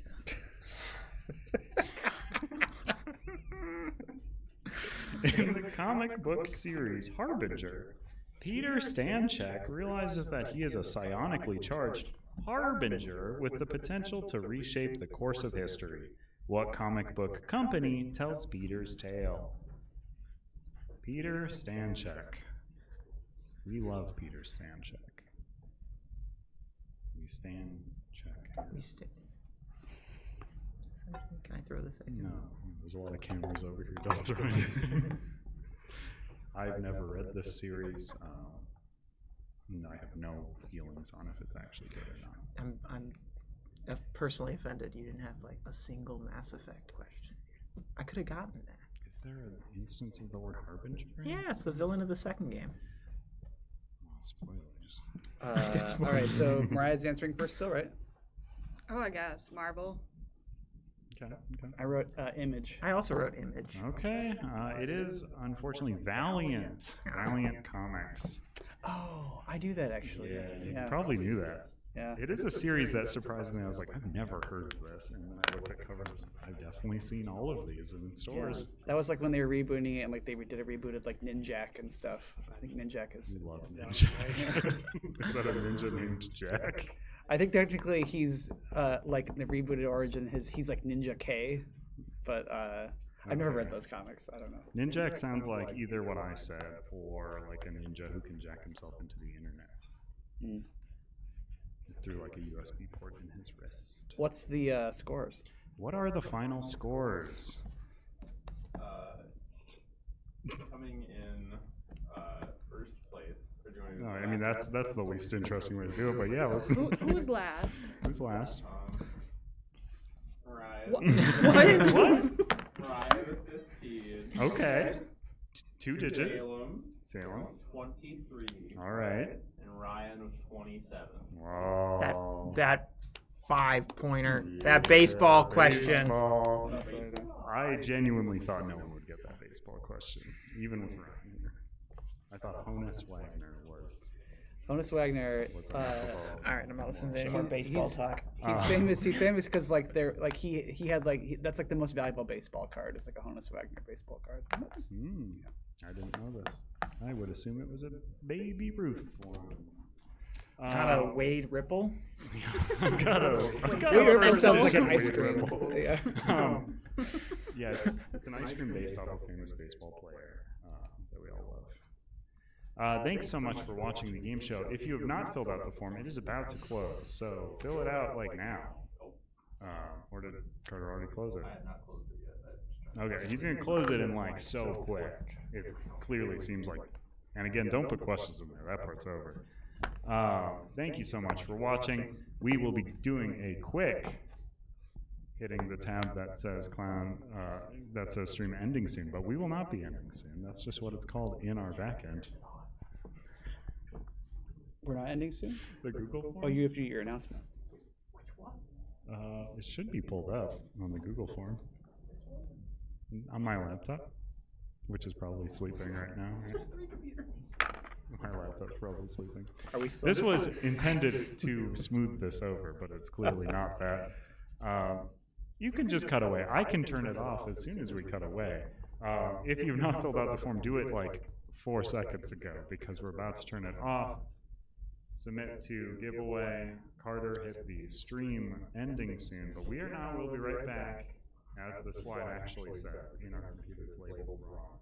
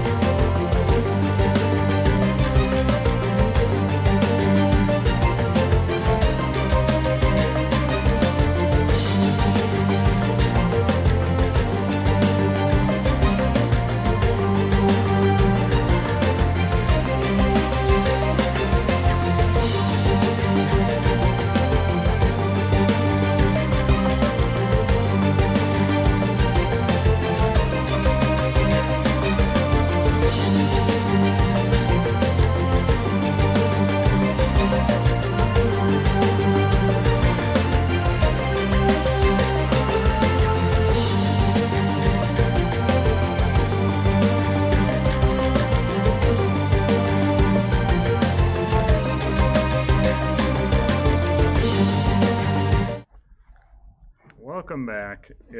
We're back. Sorry if that was confusing what we did there. Ryan was trying to murder Salem for the chips that Ryan won. That fool, he already I'm gonna has keep these them. chips in. I don't want these either, so I'm gonna keep the chips in my office, and then when Salem wins, Salem can eat them. Until then, they're gonna be tormenting them. Oh man, I like this community college, the Austin Community College River Bats. What a cool name. That is a cool name. If you crush up Baja Blast Doritos, you can use them to batter the best homemade chicken tenders. That sounds interesting. That's probably a good use for stale, expired ones of those. Not sports trivia, just random trivia. Okay. I think we are all caught up. All right, so we're going to be doing the drawing. If you did not make it in, I'm sorry. I gave you so many chances. That's really on you. Disappointed. I'm disappointed. But we are going to be doing the drawing. So I have 5 copies of this to pull up, and I'm going to write the winners down on this dry erase, and I hope I don't accidentally erase it. Oh, you can mute my specific mic too, Carter, if you have not. Perfect. So we are going to be doing a random number generator to generate those folks. So if someone wants to give me a number in chat, which is the number of times I will hit the random number generator to generate a random number to see who wins. I'm not stalling for time. 1,022. That's incorrect. This is not a number I will hit. It has to be a single digit number, and that is the number I will hit. So let's pi can be expressed. 7 pi times. I mean, that's 4. Everyone's gonna round up to 4 for pi. It's closer to tap 3. it. It's closer to 3, yeah. Yeah, 3.14159. 26. 26. So 1, 2, 3, 4, 5, 6, 7. So we have landed on drum roll. Carter, hit the drum roll sound effect. That's definitely, yeah, that's the one. We have Peter H. Peter H. Peter H.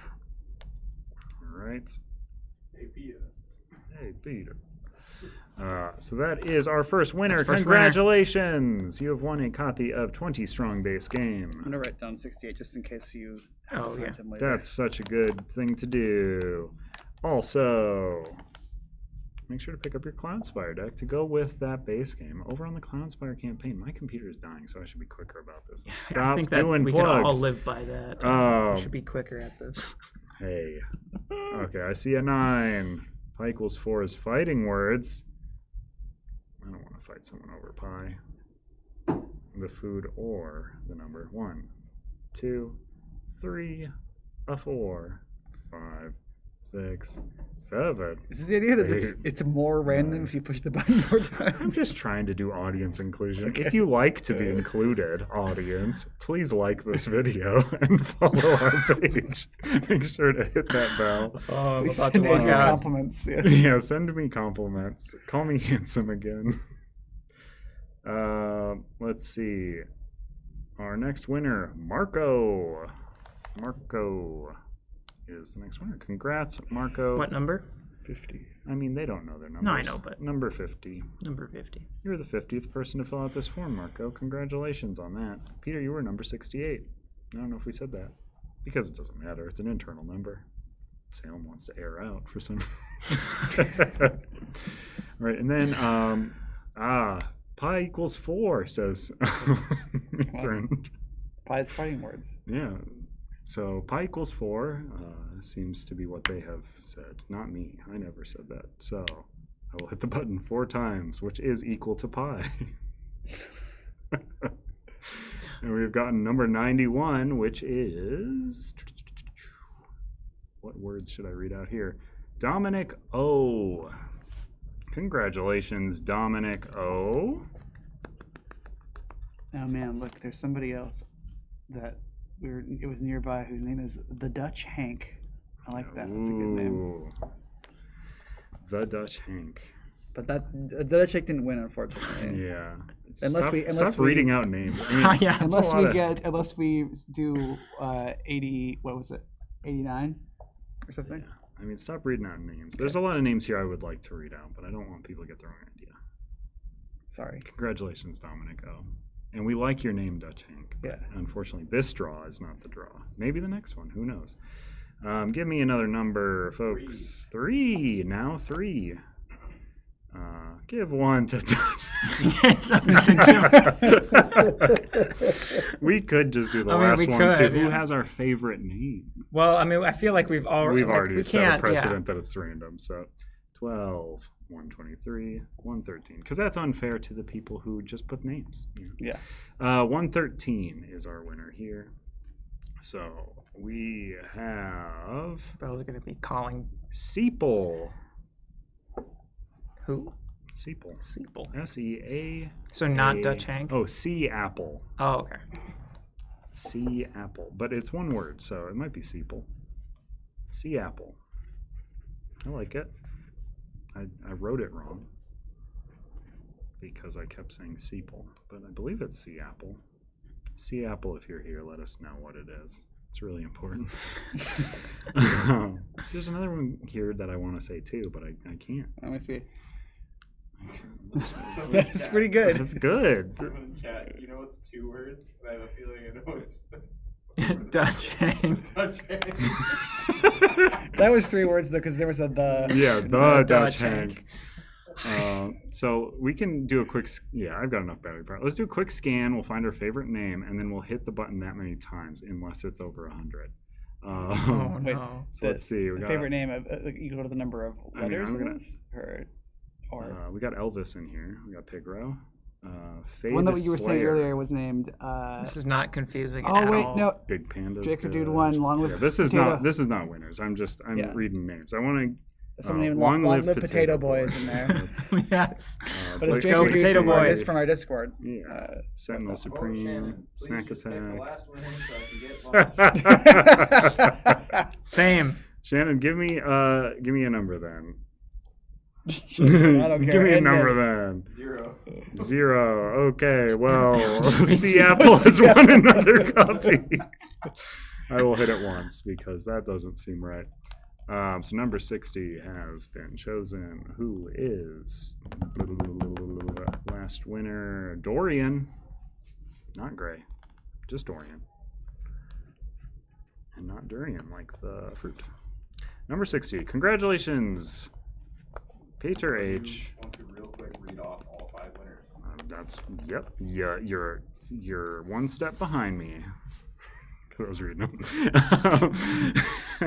Not to be mean. So our winners are Peter H, Marco, Dominic O, C Apple or Seeple, and Dorian.